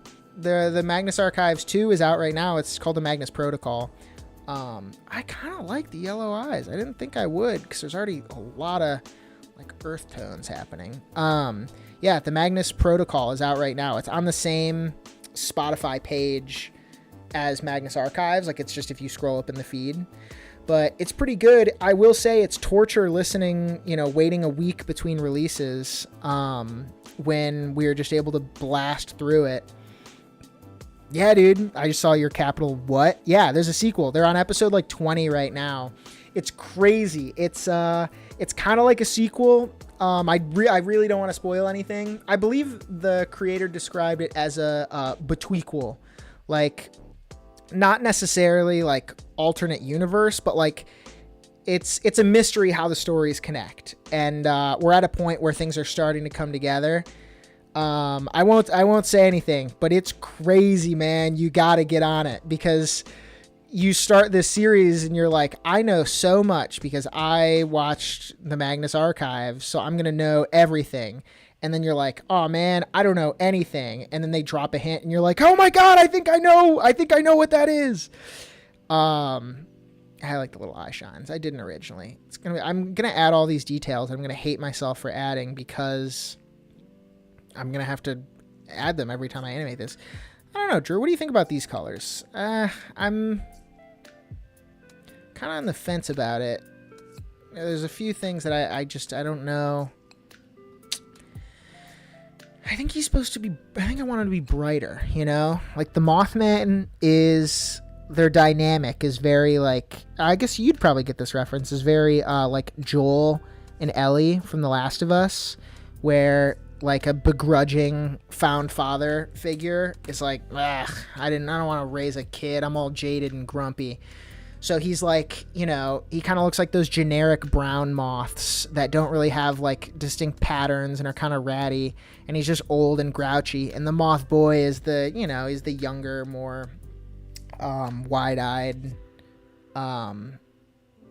sort of character. So it might be nice to have him be a little bit more vibrant in his colors. But I don't know. Great dynamic. Yeah, I know, right? It is. It's good.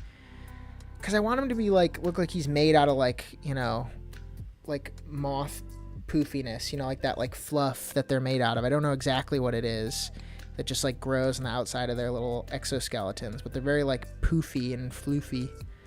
And I kind of want him to look like that, because the Mothman has like black appendages, like limbs, because he's supposed to look a little creepier.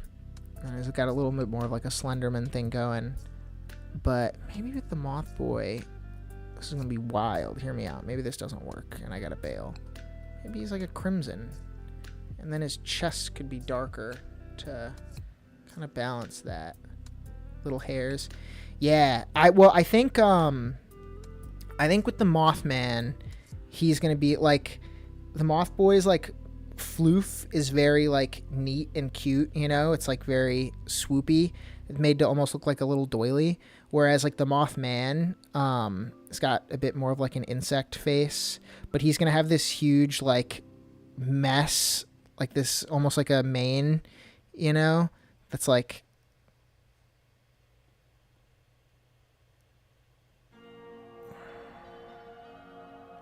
This is a horrible sketch of him.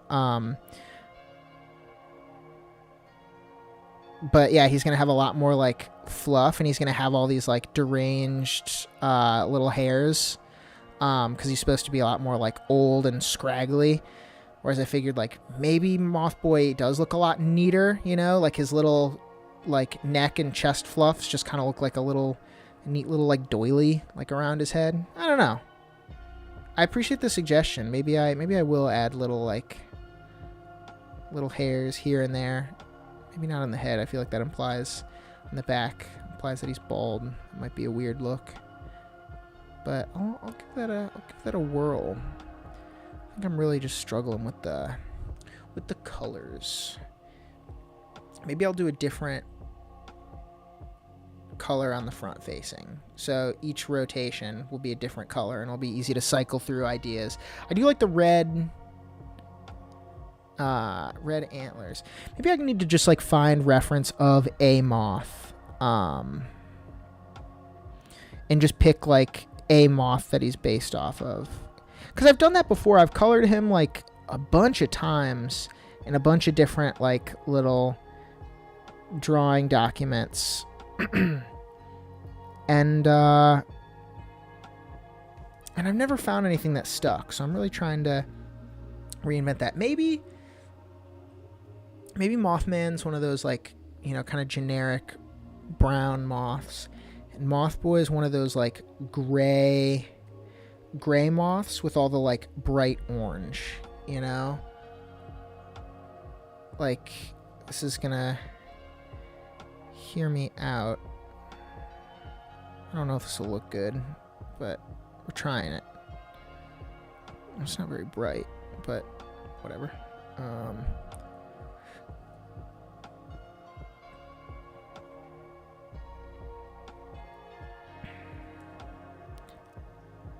Like it's like this tool is useless.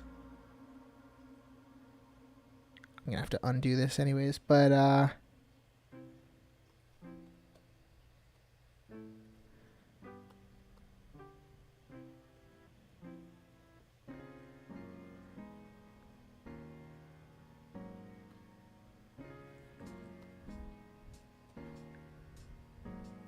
maybe something like that.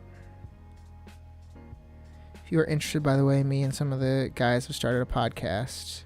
If you are at all interested, it's on Spotify. Ooh, yeah. What's it called? I'd like to check it out.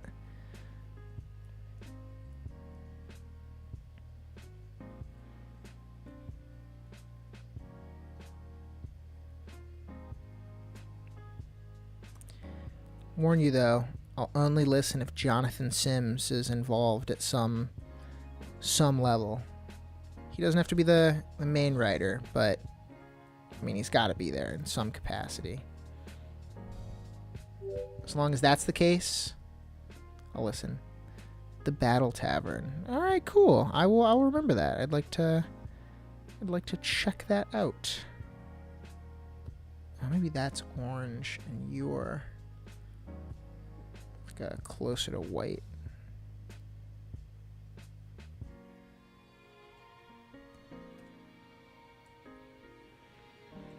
I don't know, dude.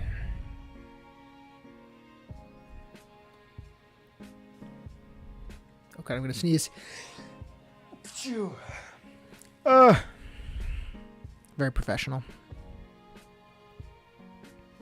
What's the podcast about? Do you guys just shoot the shit, or do you guys have like topics? Like a dark gray, maybe? I don't know. I like these colors. I just feel like they're not saturated enough. Here, you know what? Maybe I will add maybe I'll just bump the saturation and see how I feel about it. Okay, very Halloween. I had thought about having you work on some art for it too if you're still doing commission stuff for the thumbnail or Spotify image. Yeah, man, I'd be down. I don't know what kind of timeline you're on, but send it my way. I should have time to work on it. I don't know like when you need it exactly. But if it's just It's just a casual thing. Yeah, for sure. I'd love to. The only reason I bring up is because I should be hearing back about a job application soon, and I'm going to be working freelance for the dude who's associated with the Meat Canyon projects. So I'd hate to be like, yes, I can totally do it, and then in a week be like, no, I can't do it. So I'm pretty sure I could. No timeline. Yeah, for sure. Then I'd be totally interested. We try to bring topics to each episode, but it's kind of about topics going on in the world. We do some funny quiz stuff, tier lists, and other random stuff. Nice. Oh, dude. Oh man, I want to show you this. I want to show you this thing. Oh, I'd share it on stream, but if one of my friends sees it, it'll be spoiled. My roommates in California, or in Georgia, sorry, we did game nights all the time where we would create games. We'd take turns, and like it was usually just people downloading like a PowerPoint template of like a Jeopardy game and like writing questions that were inside jokes or stuff like that. And we haven't done one in a while, and we haven't been able to talk since we all moved out because everybody's been doing their own things, and you know, with weird army stuff, some of them are like had to disappear into the woods for like 2 months. Long story short, I planned a game for once the last dude gets out of the woods and back to society, and it's disguised as a Jeopardy board. Wait, no, fuck. Because I was going to say I can't show you, but if I just tell you and someone listens to this, they'll still be spoiled. All right, well, in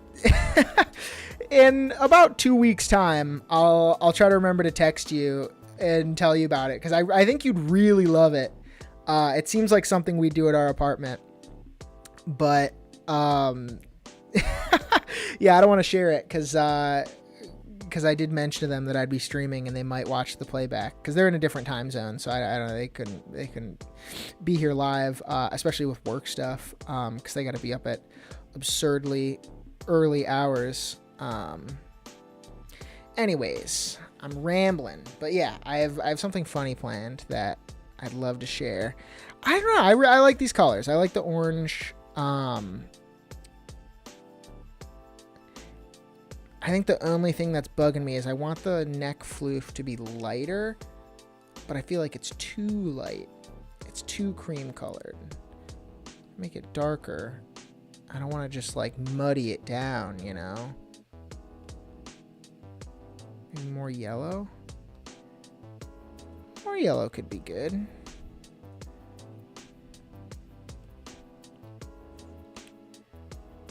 Yeah, I don't mind the yellow. Whoop. With all the line art turned yellow, I don't know, I feel like he kind of looks like a bee. It's kind of cute.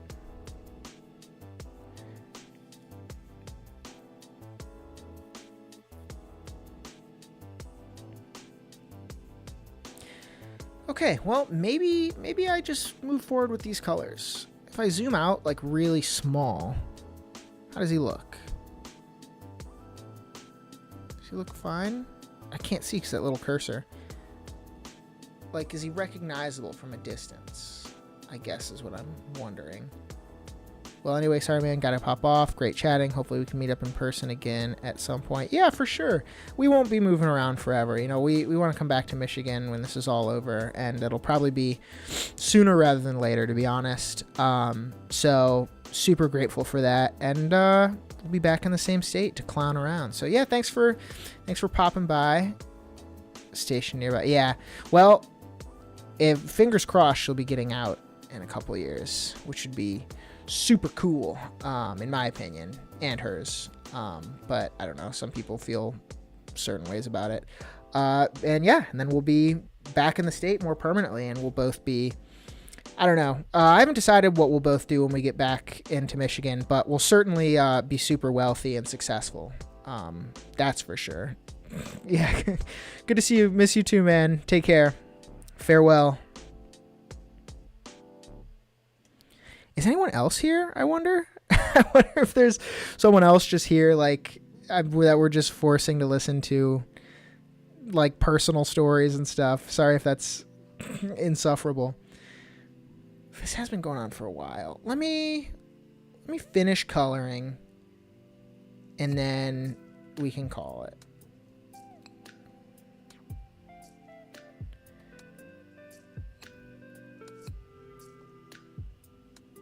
Good goal. You know it, brother. Farewell. How do I apply it? Enable?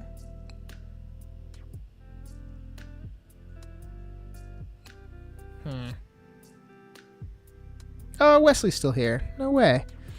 Appreciate you, dog. Hopefully the swearing's okay. I don't know if Jace is nearby and can hear this. I hope. Sorry, I've been swearing every once in a while. Yo, Dumrat, how you doing, man? I'm so sorry. I absolutely recognize your name. I just can't see your profile picture because it's so small in the chat and on those like Discords and stuff. The main way I remember people is like, oh yeah, that profile picture. So I'm sorry. You might have to remind me exactly who you are, which I apologize if that's rude. But thank you for being here. I appreciate it. I'm just vibing. I'm just working on my little moth boy character. It's trying to figure out colors. But yeah, it's for my little pilot that I'm working on. I say working on, I'm really just getting started. I've been doodling these characters and writing little concept sketches for years now, and I'm finally just hoping to put it together and actually make some forward progress, you know, because it can be done. I just need to sit down and do it, and that's what I'm trying to do. Met you during gig work, fan art class. Yeah, that's right. Awesome. Well, nice. Thank you for being here. I appreciate it.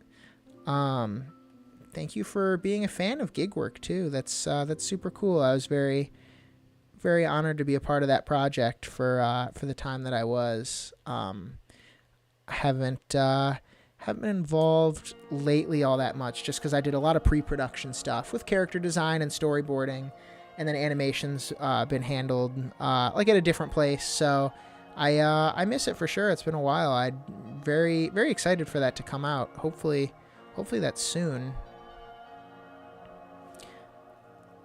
I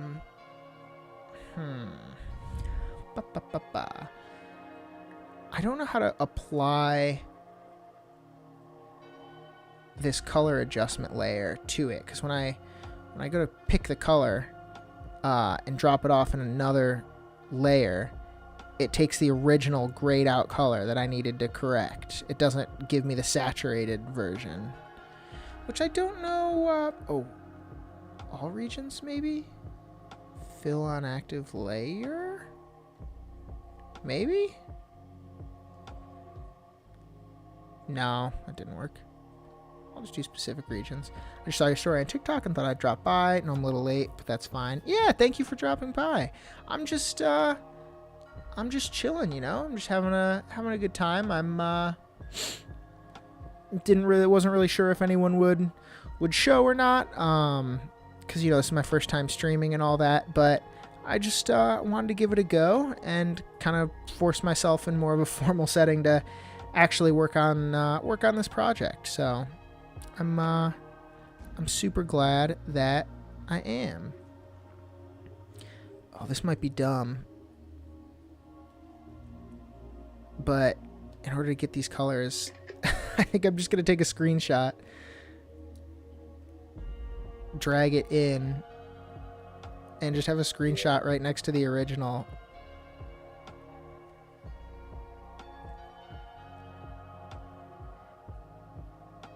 And just do it that way, right? Is that...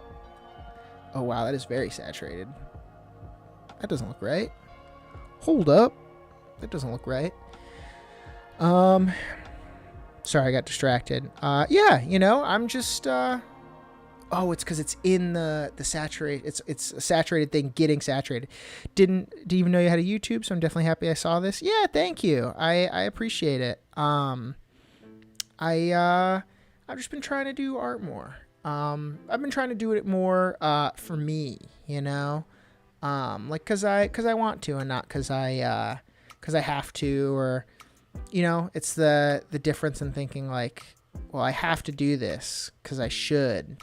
More of like, I want to do this, you know. I've been wanting to work on this project, and maybe it'd be a good time to dip my toes into streaming. So I made one of those silly little PNG Tubers and all that jazz. It's been fun. I've had a lot of people that I know pop up, which I'm very grateful for, because I didn't realize so many people would stop in. Oh, I forgot the little... Whoop. I like the yellow, but I think it should be lighter. Like more of a cream? Is that too much of a cream color? No, that might be a good distinction, because the head's a little darker and the legs are a little darker. What do I think?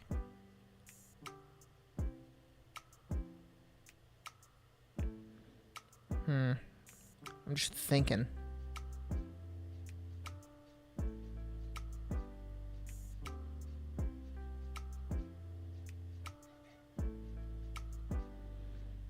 Taking a break from thinking to text my lovely wife, who's out working late. I love animation streams because I can work on my stuff too at the same time. Yeah, that's great.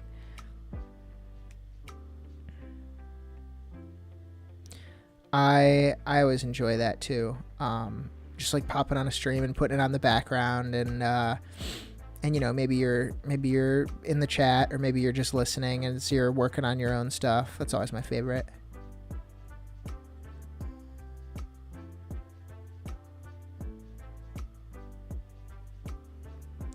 Okay, I'm pretty satisfied with these colors. At the very least, we can move forward, and if I got to change them all later, what are you gonna do? Hey Macey, character art is looking nice. Yo, thank you. The Adonis, how you doing, dude? I'm desperately struggling with the colors over here. If you are a color expert,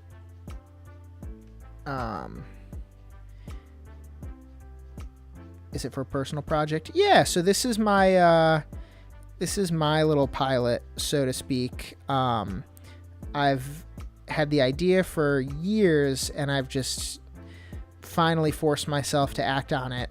This is for my little cartoon idea called Mothman and the Mothboy. The name's probably subject to change, but it's about all these cryptids, Bigfoot, Mothman, and stuff. And Mothman, accidentally through magical means, creates a smaller version of himself. And he's this jaded old grouch who didn't want to be a father figure, but now has to be a father figure. You know, kind of like Ellie and Joel situation, like that sort of dynamic. But yeah, so it's just about their adventures and their little like community of monsters that they live in. You know, it's maybe not the most complex idea, but it's just fun to think about, like these goofy little monsters and like the community that they've cooked up, and like the magic items and stuff that they rely on to run their dumb little society and the trouble that they get into. So yeah, that's the project I'm working on. I'd really like to focus more on, you know, on moving that forward, because I just kind of have been stalling for a while. So I was like, I need to, like, I sketch these characters in my sketchbook all the time. I need to make a character sheet for them. The only problem with sketchbooks is they're often not in color, which means I have to color this character that I've had in my head for the past, oh man, I don't know, at least 5 years. And I got to get him out of my head, but I have no idea what color is he supposed to be. And man, I made him really wide. Just the more I look at this side view, the more I think it's unnaturally wide. Just like the shapes don't gel well. That's what I mean. I'm unnaturally wide, and that's okay. But I just mean shape-wise, it looks funny. Uh-oh. Yo, Peyton, love the story idea. Thank you. I appreciate it, man. The gang's all here. Yeah, so many of my friends and colleagues and whatnot are making their pilots, and it's like, I want to do that. I can do that. Is Big Mothman going to be the same colors or classic black with red eyes? He's going to be darker than this. My dynamic with the Mothman and the Mothboy is that the Mothman's this jaded old like asshole, kind of like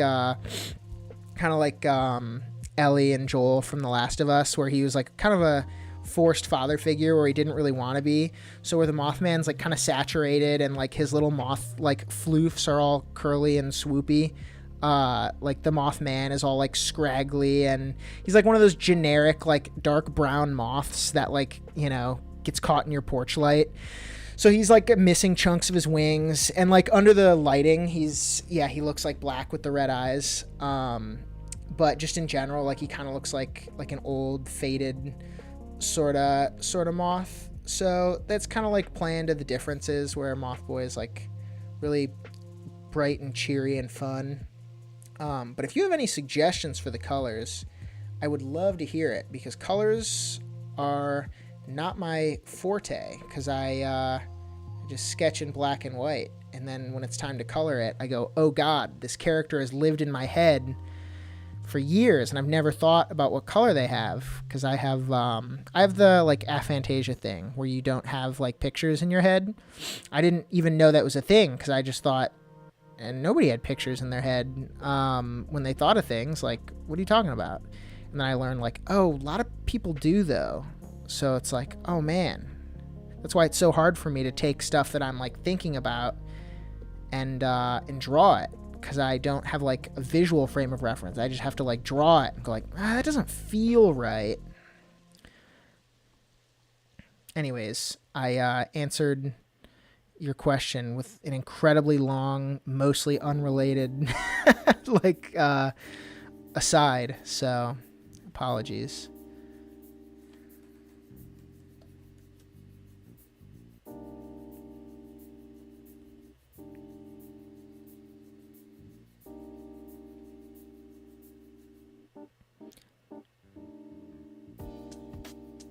Yeah, I love the idea of browns, but showing him classic style in the right lighting. Yeah. Some of my favorite sketches of him are like, because he's a little more insectoid in my like version, where he's less of like that classic Mothman, like just kind of like a black blob, honestly. But every time he's like caught in silhouette, he's like hunched over, so he does look like that Mothman blob, because when he's all like slouched and hunched and he gets like caught in weird lighting, or you just see his like silhouette, he's got that classic look. But why is you okay, dude?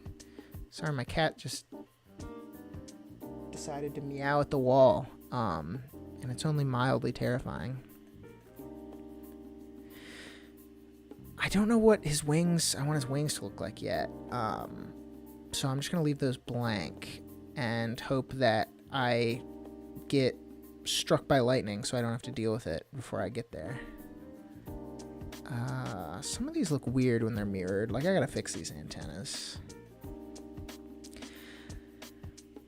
I also loved how you set up all those characters, Peyton and Sludge Brothers, with the, they're actually symbols with nested parts, and I want to do that because I animate in a very similar style,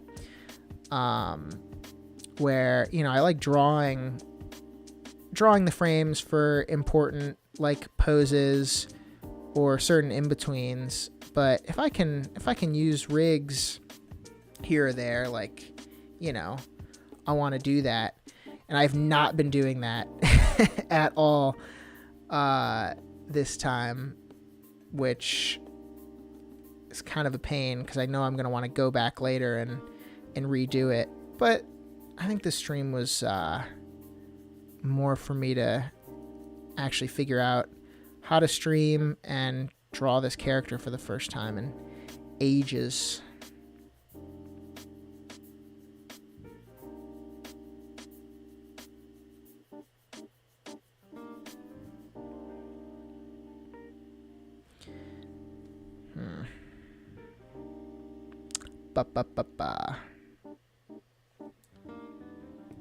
Is there still music playing? Can you guys hear music? I don't know how to, like, it's my first stream, so I don't have like a separate program set up for streaming music. I just like downloaded this long ass copyright free song so that I could just like upload it right into OBS, because I heard that was a little faster, or like it would help your computer run faster. And I'm working on a I don't know what, like a 7-8-year-old MacBook, and it can use all the help it can get as far as processing power goes. So I hope that's still working, still playing music.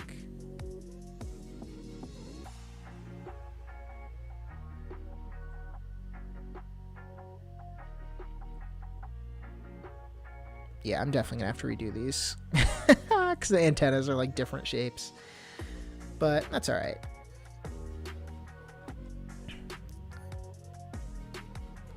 It'll be good for reference. Oh, music's working good. Nice, thank you. Yeah, I imagine I'll use this more for like personal reference than I actually will with like using this model for animation. So I'll be back in there. I'll be changing some things around.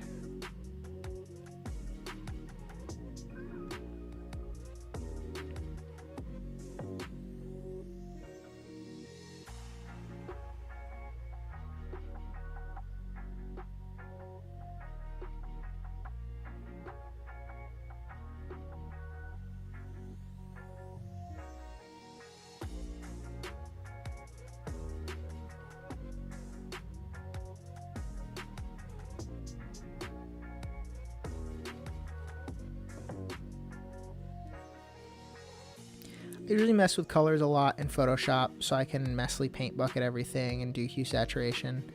Light blue or purple wings would look cool and out of place. Oh, I'd be down to try it. I always do the mistake of taking the line art and mirroring it before I actually do the color. Like, I should just waited to do the color so I don't have to recolor everything again. Never learn. I never learn. Yeah, because I feel like there's a lot of earth tones happening, and it's tough because I want, you know, you need some contrast for a design to be interesting. I guess you don't need contrast, you know, like like Steven Universe has so many characters where they're just different shades of purple or red or whatever. But like, you know, contrast is generally pretty important. So it's tough because I want them to be mothy and very earth tones, but I want them to have those elements that pop. I really like the light blue wings. I think that was a decent suggestion, because I did have the idea that when their mouths were open, like, just draw a generic like screaming mouth. He's got kind of like lumpy teeth. Maybe not like that, like Finn from Adventure Time teeth, because he's just kind of like a reckless kid. I had the idea that his mouth would be like a blue or a green, like, because you're looking like, I don't know, at like the inside of a bug. And of course he's got the like the moth tongue. So I always, like, in my head kind of thought like a neon green would be great, but I kind of like this a lot. it would add just like, you know, a little more contrast, especially on his face. So then maybe I just take that darker version and put that over here. Yeah, I don't mind that. It's very, maybe the darker version's stands out too much. I don't mind that. It definitely stands out a lot, but I think that's okay. We'll see. I'll mess around with it. I have taken these characters into Photoshop before and just messed around with the colors, but I don't think I've ever landed on anything that I really was sold on. That works so well, actually. Yeah, I know. That was a great suggestion, Peyton. Thank you. Because I had the idea of doing something like that with the mouth, but having that on the wings as well, like something on the exterior, actually looks nice. I know you're always going to get these people, but I'm just dreading the like, there are no moths with those color wings, or like with that color combination, carapace, thorax, and wings. And it's just like, all right, well, there's also probably not a Mothman, so maybe maybe we all just relax for a second. I think the only thing I did, yeah, maybe I will just, I'm gonna delete you. Sorry, sir. You're already colored, so I'm just gonna rip the colored version. And I already adjusted the back. I like the moth mouth tongue a lot. That would be a cool eye grabber.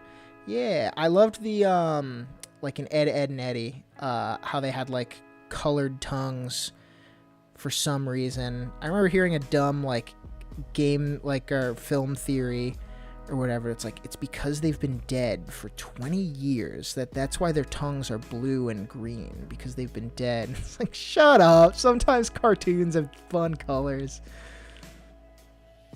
But yeah, I like that too. I think it's a fun pop, because like it's very subtle. I guess it is and it isn't, because characters, you know, they talk a lot.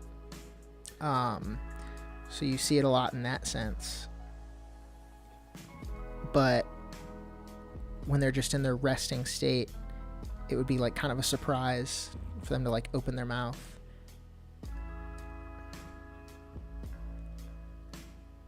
Let's loop this. I don't know how well it'll play looped, because like the hair thing follows like the Mickey rules. So like it's like kind of always in the direction that he's facing, or that like works best with the camera.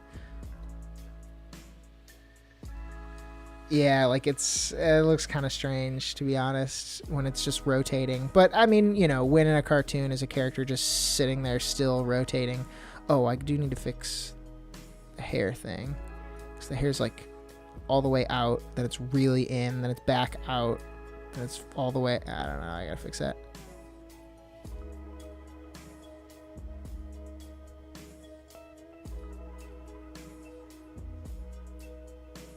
Yeah, I can fix that.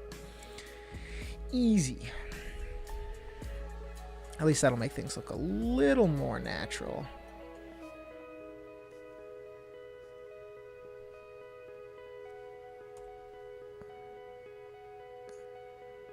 I guess that one is right.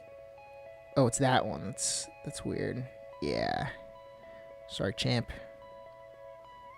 Gotta go.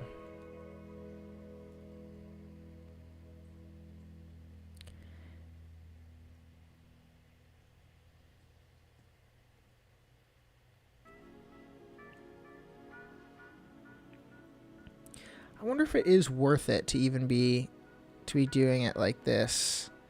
Because I've said before, or said earlier, that like I'm gonna want to redo it where I actually nest everything into like their own symbols.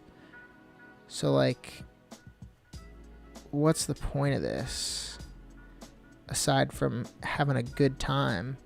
Which I guess I answer my own question. That is the point of this. I get to experiment with colors and the shapes a bit.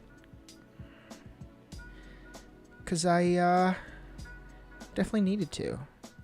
It's so funny because I bug my wife with this stuff so often of like, oh, I had a new idea for Mothman Mothboy, like a cool lore thing. and she's always very, very receptive, and she always listens.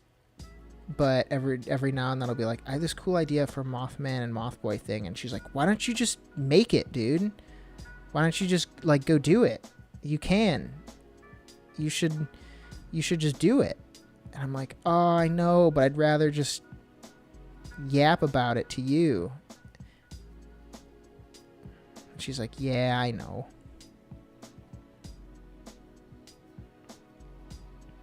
And the angles are a little funky as well, but that's all right.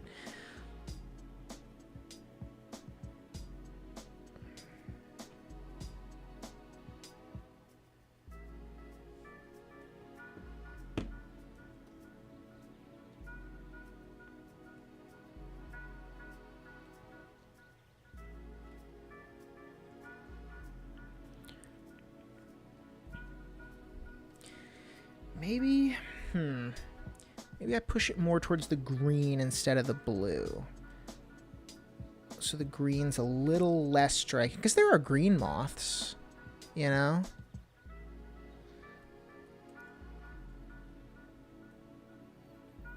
Like if it's more green than it is blue, it won't be so alien.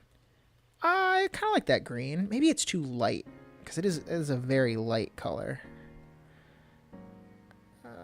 Maybe muddy it a little bit with the gray. I want to be careful about that.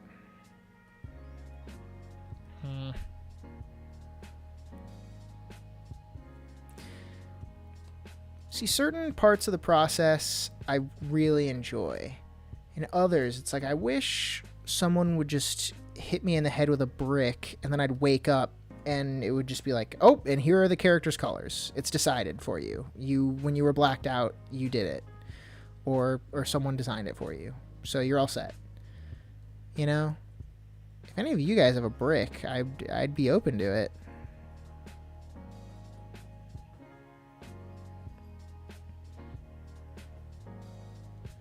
I'd love to say that and look over and nobody was here anymore. This is like being played in court. The ramblings of a madman.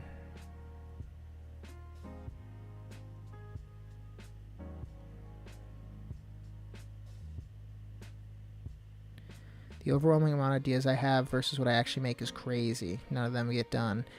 I know. That's the artist's way. I'm trying to push that, like, you know, push that imbalance. It'll always be imbalanced, you know? It's just how brains work. At least that's how my brain works.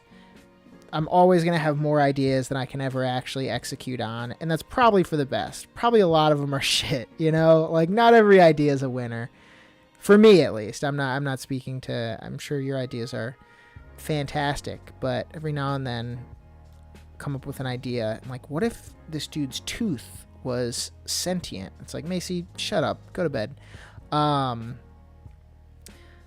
I'm trying to push that, like, imbalance more towards the making stuff, and I'm also doing this right when I'm about to, like, start working, or like getting a job, ideally, hopefully. I guess I'll have to see how things work out. If his wings are going to be green, which I do like, maybe they need to be a lot bigger. Because I originally wanted them to be like shrimpy little wings, because he can't fly, at least at the beginning of the story. He's too new to it. There's a whole arc where he's trying to learn, and he's trying to meet all these expectations he has to be the next Mothman. And he's very defeated that he can't fly. So I figured he'd have like little shrimpy baby wings. But if they're green and they're gonna pop like that, like maybe they're big, you know? Maybe if they're gonna draw attention, maybe we give them something to look at. That fills me with so much anxiety. I feel like all these ideas are stuck in my head. Yeah, ain't that just the way?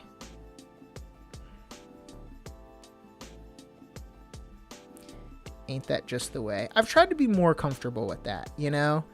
Your head's not a bad place for those ideas to be. If you can bring them out into the world, then great. But also, I think like I still think of all my characters as alive in their own right. Like even if I were to die right now before finishing this character sheet, I'd still, you know, I'm still very proud of all the little characters and whatnot. Brady, who let you out, dude? How you doing, man? Thanks for hopping in. I'm just working on... You've heard about my Mothman characters before. I don't know. The last time we spoke, I don't know how, like, developed they were. The character and the lore has probably changed a lot since then, but you got to be at least a little familiar with this. It's been many a moons. I think last time we talked, we were talking about D&D stuff.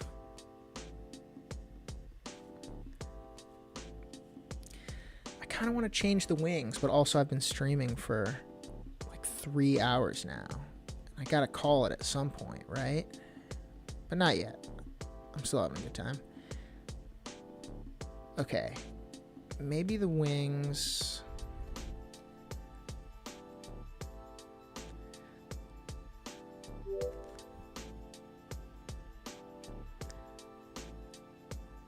Let's put the opacity way down.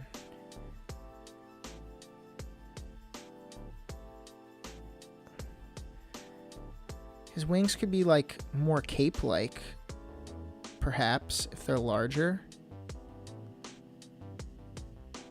I guess that kind of looks like a butt. I didn't mean for that to look like a butt.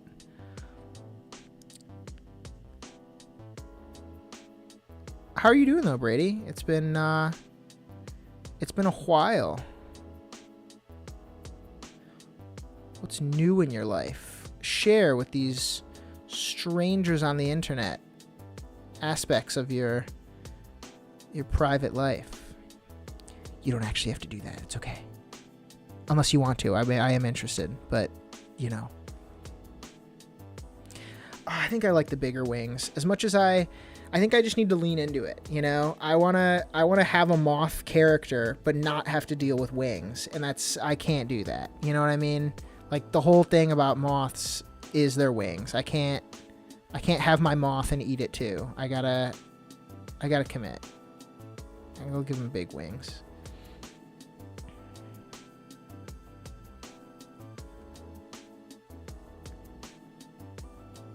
Be a pain in the ass to add in. Maybe not. If I can just copy and paste it over the...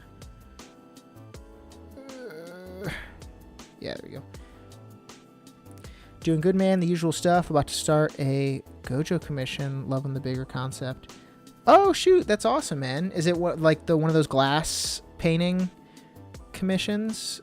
I loved when I got to see those in person at school. Like when I'd actually be able to see the ones that you were working on or the ones you'd finished. Oh my God. Oh, Jesus. Sorry. My cat surprised me. It's very dark in the room I'm in, and I have a black cat. And she crawled up behind my monitor like a goblin, silently. And now she's stepping on all my cables. Oh God, do not unplug this computer. Gotta run. Bye-bye. Thanks for joining, Peyton. I appreciate it, man. Thanks for your valuable insight. Look forward to more Mothman dev. Yeah, I'm really gonna try to put more time and energy into it. It's a concept I have a lot of fun with, and I'd like to give it more attention. But anyways, take care, dude. Thank you. I appreciate it.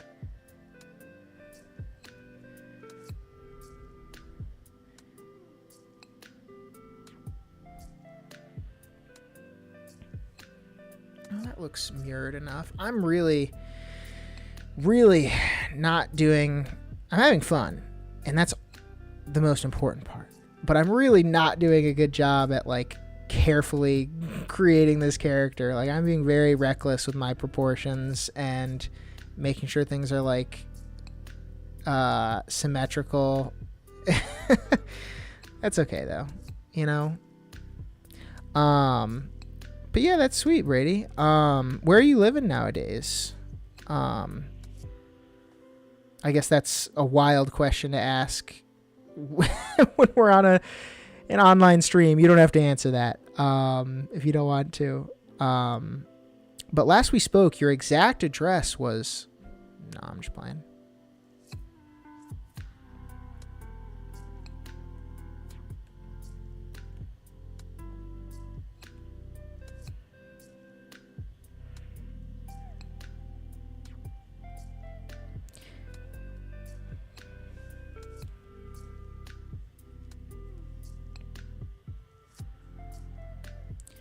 For whatever reason, there's a huge delay in the chat and in the stream. So I apologize if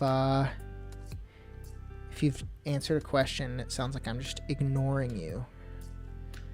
Is it cool if I drop my social security? Hell yeah, brother. One of my art teachers once told me, as long as it looks correct, then it is, and that's never left my mind since. Yeah, you know, I agree. Every now and then I'll flip my art, and then I'll just be like, ugh. I wish I hadn't. But, like, it looks fine as it is, you know? Maybe something like this. I'm just giving myself more work to animate when the wings are in scene, which is exactly what I was trying to avoid. What do those green moths look like? I know there's moths with, like, big old green wings. Googling. Alexa, moth me. Oh, they got purple accents. Maybe I lean away from the oranges and do more purples? Maybe? Maybe his body could be... Oh, that's very pink. Very bubblegum-esque. Oh. Ugh. Maybe it only looks weird because of the greater context of everything else is still orange shaded. I don't know. I don't know if purple's going to be the move. I'm already regretting. Okay, never mind. It's fine.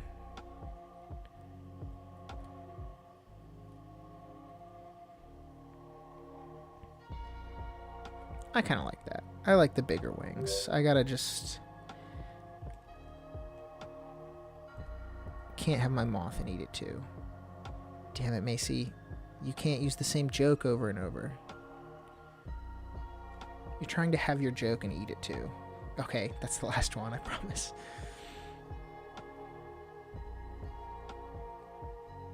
I shouldn't have promised. I can't promise that.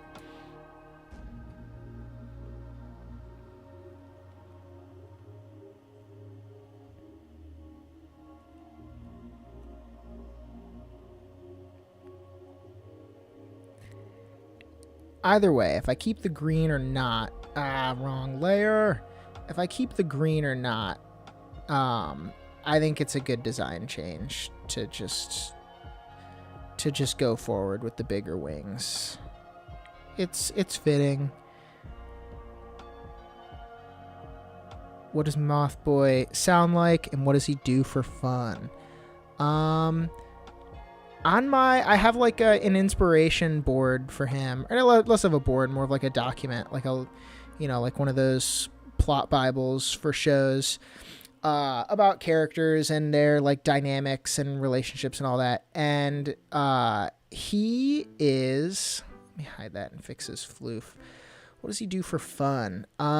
He gets into quite a bit of trouble, not intentionally, but he just kind of lives in this little cryptid community, and it's incredibly like peaceful, but it's peaceful because like all these cryptids have gone through these awful, horrible, terrifying experiences to like seal away the evil creatures. So Moth Boy just kind of stumbles blindly into funny little situations and ends up making things a lot more difficult. But as a whole, the Mothman's very bummy, you know, like he's a grouchy, jaded old bastard who like does the equivalent of, you know, just like sitting on his couch and drinking beer. He's like a Grunkle Stan, you know, where he's like kind of like a PG bummy uncle. So the Mothman's like cracking open, what are they called? Like glow sticks, and like drinking the glow stick fluid, and like hey, you want some? To Mothboy, and Mothboy's like, oh, sure, you know. I don't know what he exactly sounds like. I imagine Mothboy sounds a little bit like Greg from Over the Garden Wall, you know, a bit younger. Like, I'd love if I could actually find, like, a young kid to voice him. God, it's going to be a very bad joke, but, yeah, you know, like, I would love if I could get an actual child to voice him, because I always love that, you know, the child voice actors. It always sounds so much more realistic than just like some 40-year-old voice actor in his closet going like, gee willikers, I can't wait to go on our next big adventure. Was that convincing though? Unless you think that was good, in which case I take back everything I said about 40-year-old voice actors. Oh, why did I make that so much... It looks so much smaller. I didn't mean to do that.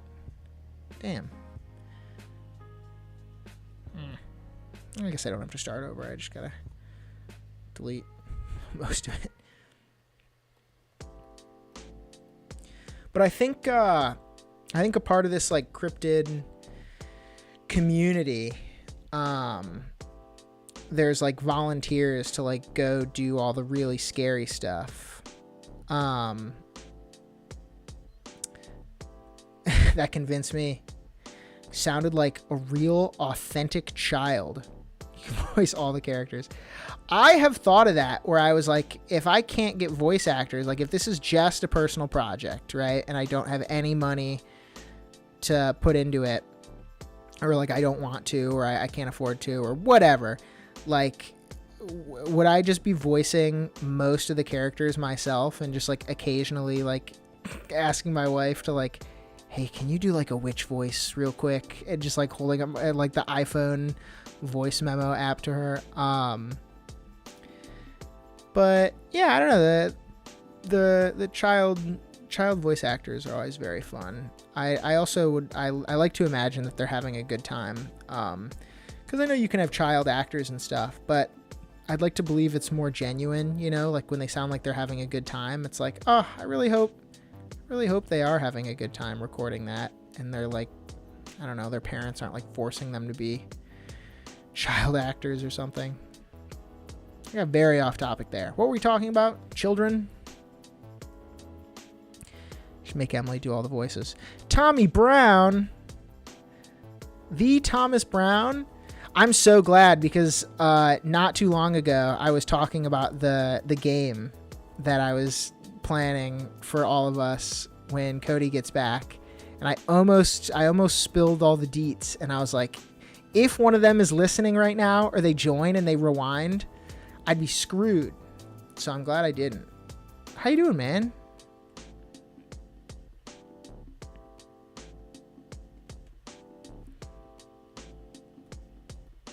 I like to ask people questions when they join, knowing that there's a good like 30 seconds until they hear it, respond, and then I'm able to actually respond. My ideal form of communication. Exactly. One where all parties are frustrated and dissatisfied. That's ideal. That's what I think we told you. I've said this before, but that's what Emily and I call the unhappy medium. I'm so removed, and the ball is entirely in your court. I'll roughly get you up to speed. This is my Mothman, Mothboy, like series. I'm working on the little character turnaround. I'm basically done. I'm definitely gonna go back in and mess with the colors, and the wing sizes are gonna change, so they'll be like visible from the front, since that's what I'm working on right now. But yeah, it's my little Mothman series. It's about all the cryptids and their little like cryptid community, and they all like exist because we believe in them. You know, very Magnus Archives, but instead of the embodiments of fear, it's dumb, squishy little cartoon characters. So yeah, it's I'm just working on that. I figured I should like actually get their character designs down and committed, because If I don't, I'm just going to keep drawing them over and over until the sun explodes or I die, which could be the same event. Animated Macey as well. Nice touch. Thank you. Thank you. It was very easy. There was a free little program where you just draw a cartoon and then you draw a version with the eyes closed and it automatically does the blink animation, and then the mouth as well. You draw with the mouth open, the eyes closed, and it just tracks your voice and whatnot. I'm not even drawing now. I'm just kind of rotating this little guy around. Oh, but yeah, so this is a little Mothman cartoon. This is the Moth Boy. I'll do the Mothman next. Definitely not tonight because this stream is already 3 hours long. And Emily's out in the desert or something. I don't know. She just ran straight out into the desert, and I haven't heard from her in a few days, actually. But she's probably all right. So figured I'd stay up into the wee late hours working on this. Yeah, I like the side profile and the curvy antenna. Thank you. I figured from straight on it's probably straight, but like from the side it's doing a little backwards like curve thing. I struggle with like I don't know what the right term is. Yes to Tommy's question. Yeah, she definitely she's doing all right out there. She definitely wishes she was home, but she's doing all right.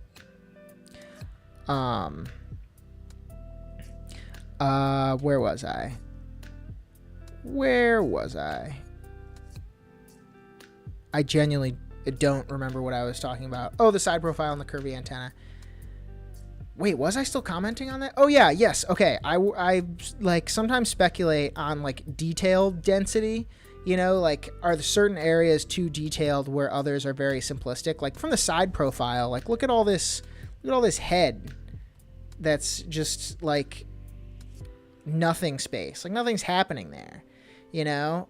Like I don't think it should necessarily be shorter. Because like then his head would be really flat but really wide, and I like how wide and chubby his face is.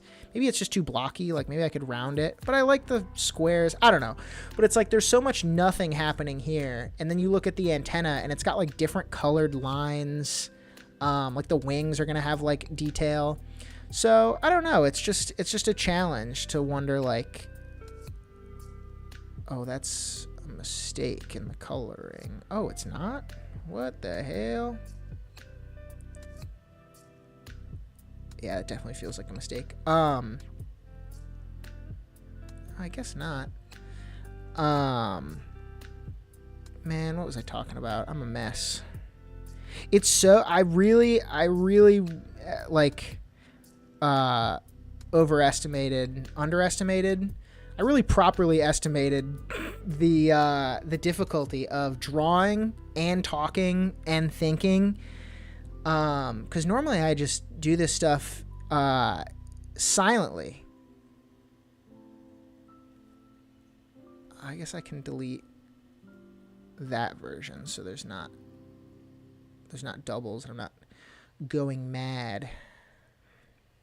This one will be easy. I don't need to do that on a separate layer. I can just extend that out.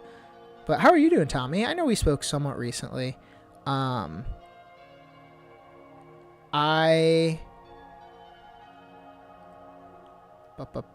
Thinking and talking is hard. Yeah, how are you guys doing? How's Sarah? Are you guys both at home? You said you were driving out like past midnight the other night. What were you? Oh, it was the weekend.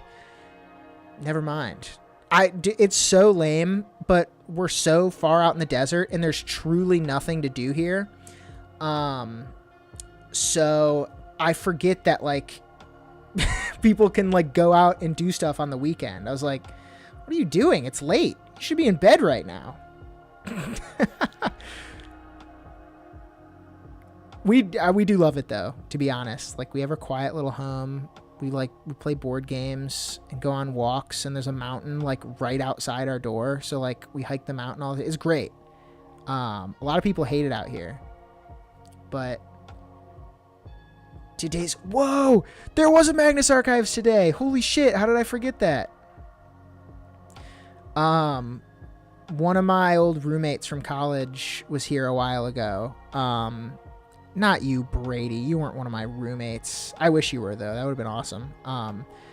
But one of my actual roommates was in here, and he was one of the first people I corrupted with listening to the Magnus Archives. And it was so funny because on the stream too, I was like, yeah, man, I'm really enjoying the sequel. And he's like, the what? And I was like, yeah, man, the sequel. Like, you know, they came out with the sequel. And he's like, when? And he was like, I'm checking this out.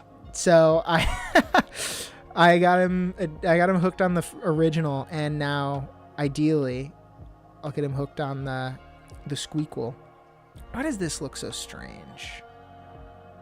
I feel like I shouldn't be able to see his back. Maybe the wings got to scoot a ton. I feel like the floofs are also off center. I not worry, it's too intense, but I really wonder if I'm wasting my time the way that I'm setting this up, considering I'm gonna have to redo it once I actually start animating. You know? I think that's a better angle. Yeah, that's a better angle for sure. I can fix this. Looks strange because it doesn't have enough balls. It's true. No balls. I'll make you semi-invisible. Yeah, sorry I'm not drawing this child with balls, you maniac.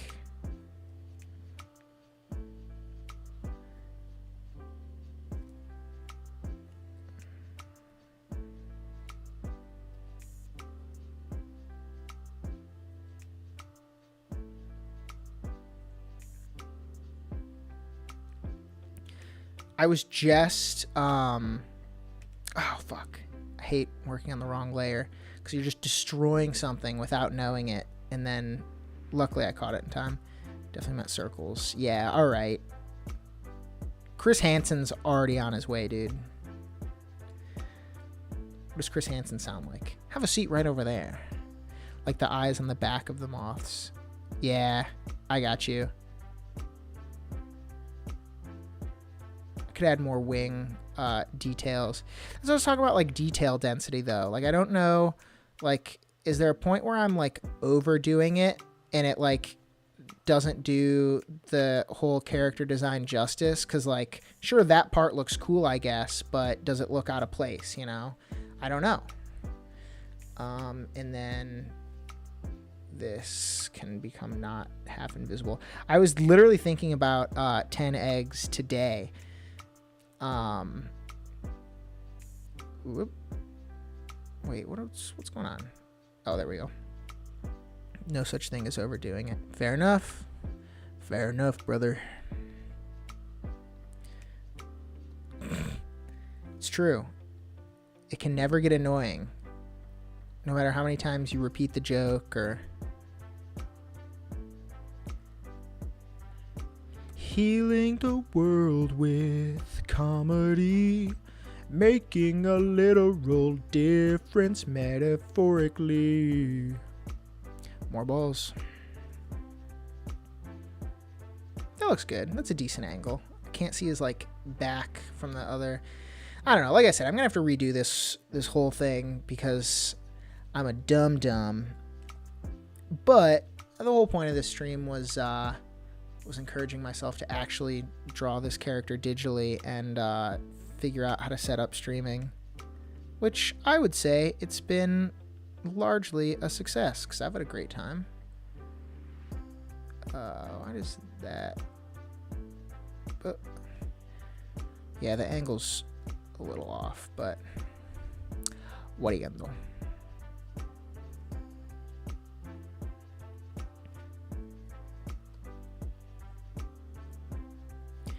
But yeah, Tommy, I'm sure I sound like a hypocrite, and I hope you can forgive me. But I would like to work on 10 eggs at some point. I think it'd be very fun. I think we got, and I say we, I'm gonna take full blame for being the asshole and overcomplicating it, but I think I was trying to take it too far, you know?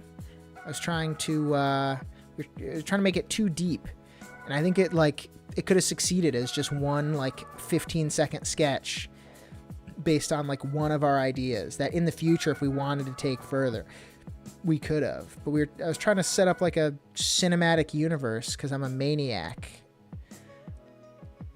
What's the point in creating a cinematic universe if you can't make a 15-second clip? Would love to work on it. Hell yeah.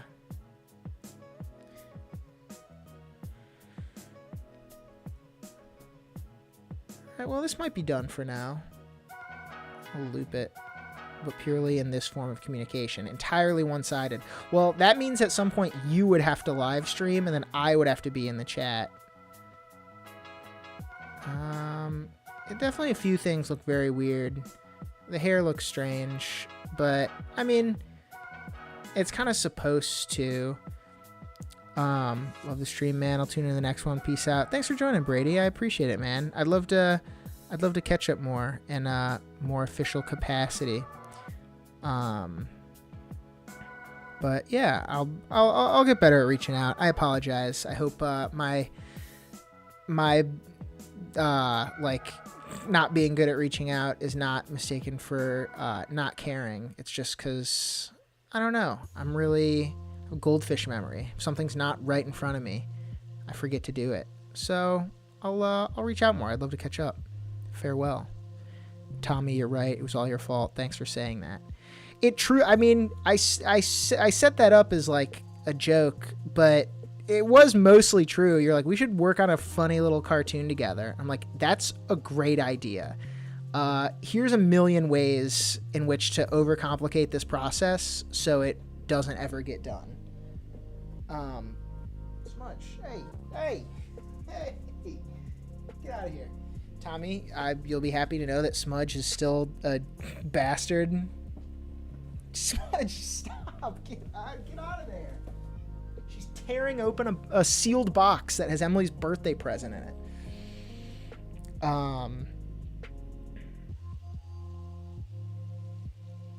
Has nothing to do with the army and moving away. Yeah, that's fair. I mean, if we had more time, I'm sure we would have come to it. But I definitely didn't do any favors.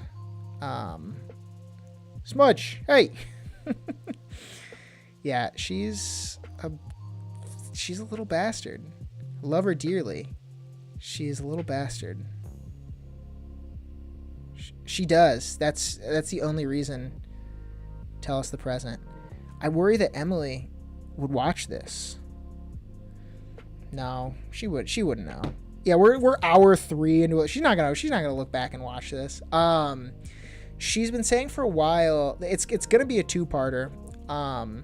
But I only have one part now because I'm gonna stagger it because I need a little more time for the second.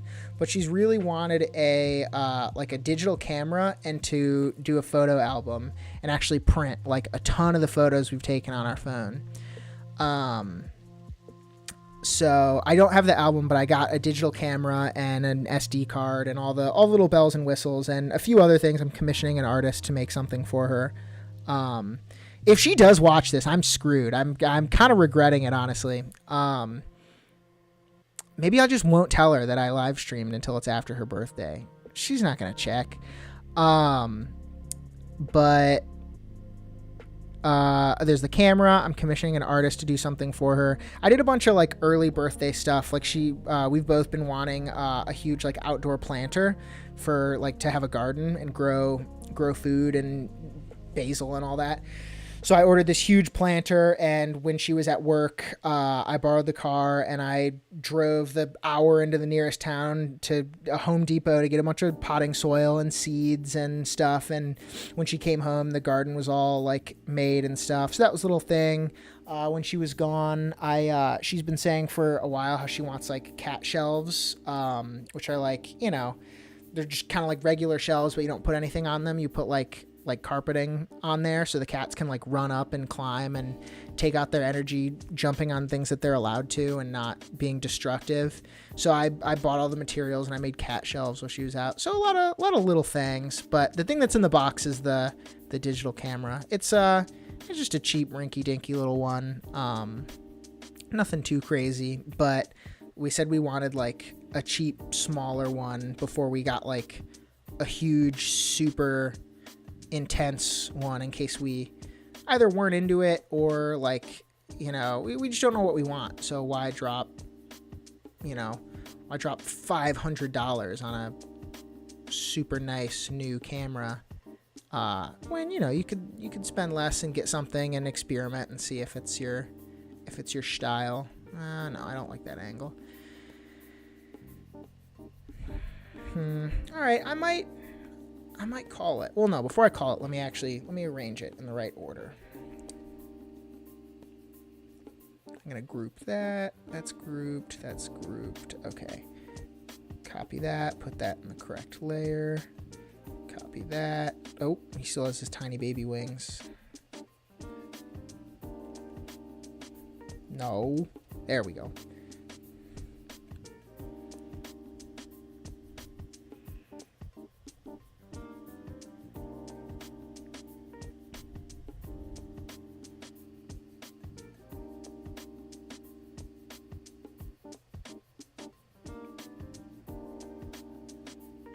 Okay, so I'm going to grab... Oh, actually, I might not have to do that. I can back out of here. Ooh, yeah, okay. That's a good idea.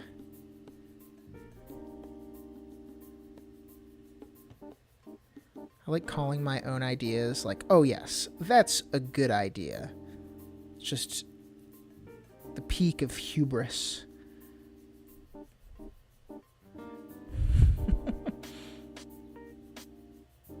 When's her birthday? August 9th.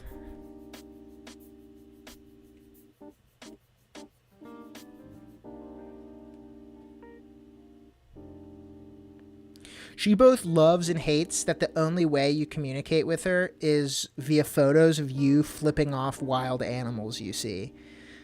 Like, anytime, like, we have a text conversation, I'm like, Emily, do you want to read it? Like, I know you haven't heard, like, anything about Tommy in ages, since all he does is just send you photos of him flipping off animals. She's like, that bastard, I know! It's quite funny. We'll go 5 seconds. The spinning army. Okay, so we're gonna take you, say you're just one frame. Yeah, you could be number 1. No loops. Get out of here. Don't worry, I just self-glaze my own jokes all the time. Hell yeah. Only way to do it.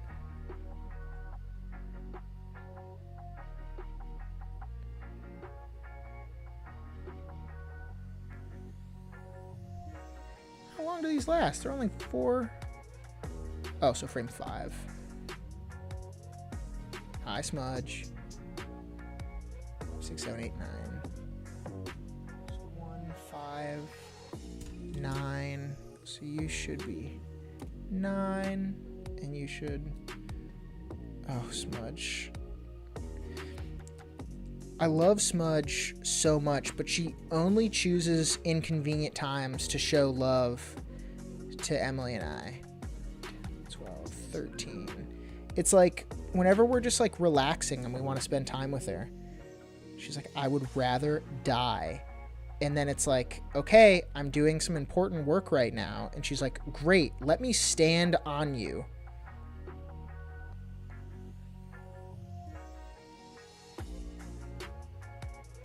One of my proudest bits. It's a great bit. It really is a good bit.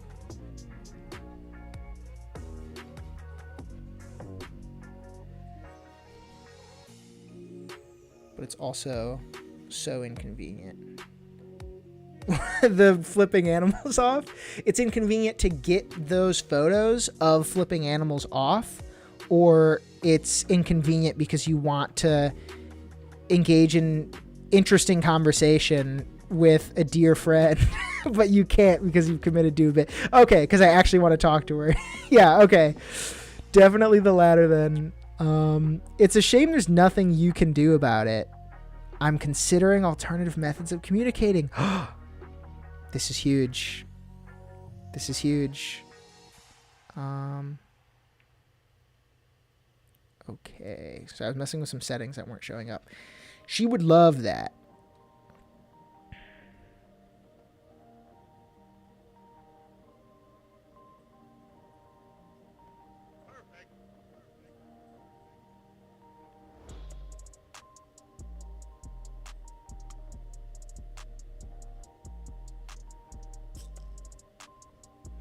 Okay. I've set it up so we have one from like every angle and one where he's spinning. Probably need to... No, I can delete the sketch layer. It's not really doing anything. I'm gonna shrink you a little bit. Yeah. And then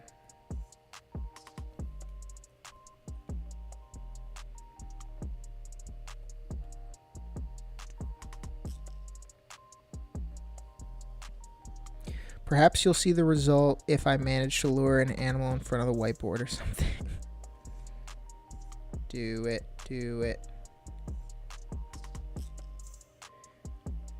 Okay, I'll scoot you away from the group because you're like the animated part. I gotta lock that up. Alright, well, this took me way longer than something like this should have, but I'm pretty happy with it.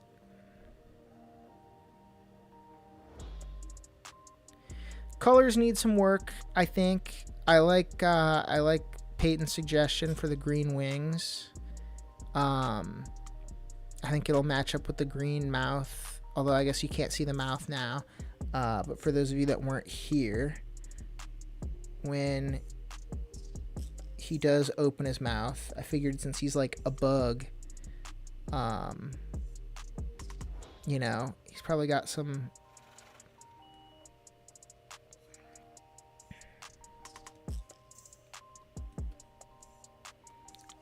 inside of his mouth's probably like green. He's got like, oh, maybe the inside of the mouth is darker and the tongue is the lighter color.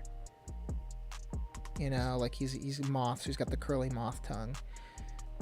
So that'd match up with the wings pretty nicely. I mean, this is obviously super rough. Oop.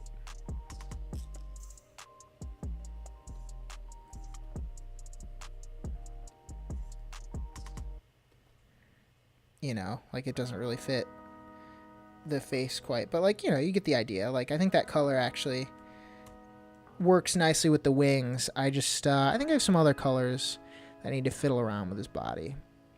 I think once I do Mothman, I can compare them pretty nicely, because like Mothman's supposed to be a lot more like ratty and like rugged. Rugged is too good of an adjective. Like, it makes him sound cool. Like, he's supposed to be like very schlubby and bummy. Like he's been hit by a car one too many times, because he certainly has been. And then maybe the color, like I'll have better things to like contrast from each other. But otherwise, I mean, you know, it's not an eyesore. I don't think. I mean, I guess I'd like to hear otherwise if somebody does think so. But like, you know, it's good enough for now. I'm gonna save it, because I don't save my stuff nearly often enough. And, oh, you know what? I'll export it as well. Actually, that won't show on the stream because I just have the Photoshop window selected. So I'm not going to do that. I'll do that once I end the stream. All right, well, thank you everybody for joining. I appreciate it. It's been a long ass stream. It was my first one, and in the description I put, join me for my first live stream that definitely won't have any catastrophic technical issues. And miraculously, we didn't have any catastrophic technical issues. I put that as foreshadowing, because almost certainly there would be. And there wasn't, which is Sick. Are you working on that big pad thing? Yeah, I still got the same drawing tablet. It's really nice. You know, it's definitely not like the highest end thing out there. Like, it's not one of those things with the screens, which would be super cool, but those are a pretty penny, and the thing I have works great. So, you know, one day I'm sure I'll probably invest in one of the big ones with the screens. But for now, I got this thing. It works nice. This was fun. Definitely join the next one. Thank you. And there will be a next one for sure. I'd like to do this. Like to do this more. Thanks for giving me something to listen to while I animate. Well, I really appreciate everybody that was here. I didn't know what kind of turnout there would be since this is my first one, and it's been wildly disorganized. But I'm very grateful for everybody that hopped on. What was I saying before that? My brain is leaking out through my ear. I don't think that's what I was saying before this, but yeah, sick. Well, thanks everybody for being here. There'll be more streams because I want to work on this more, and this is a great way to force me to actually do that. So sick. I will see you guys next time. And Tommy, I'll probably just text you because we have some stuff to organize for this Tube City game night, which I'm incredibly excited for. I almost spoiled it earlier talking to a friend, so you could rewind if you want, but I stopped myself. So there's a hint in there somewhere. But Wesley, it was awesome, man. Thanks for the show. Of course, thanks for joining in, Wes. Appreciate you. Love you, buddy. I'll talk to you all soon. I'm going to end the stream, which I don't know how to do because it's like 3 programs working together. All right. See you, everybody. Oh, that's not it. My little cartoon character is going to get all weird in a second. There we go.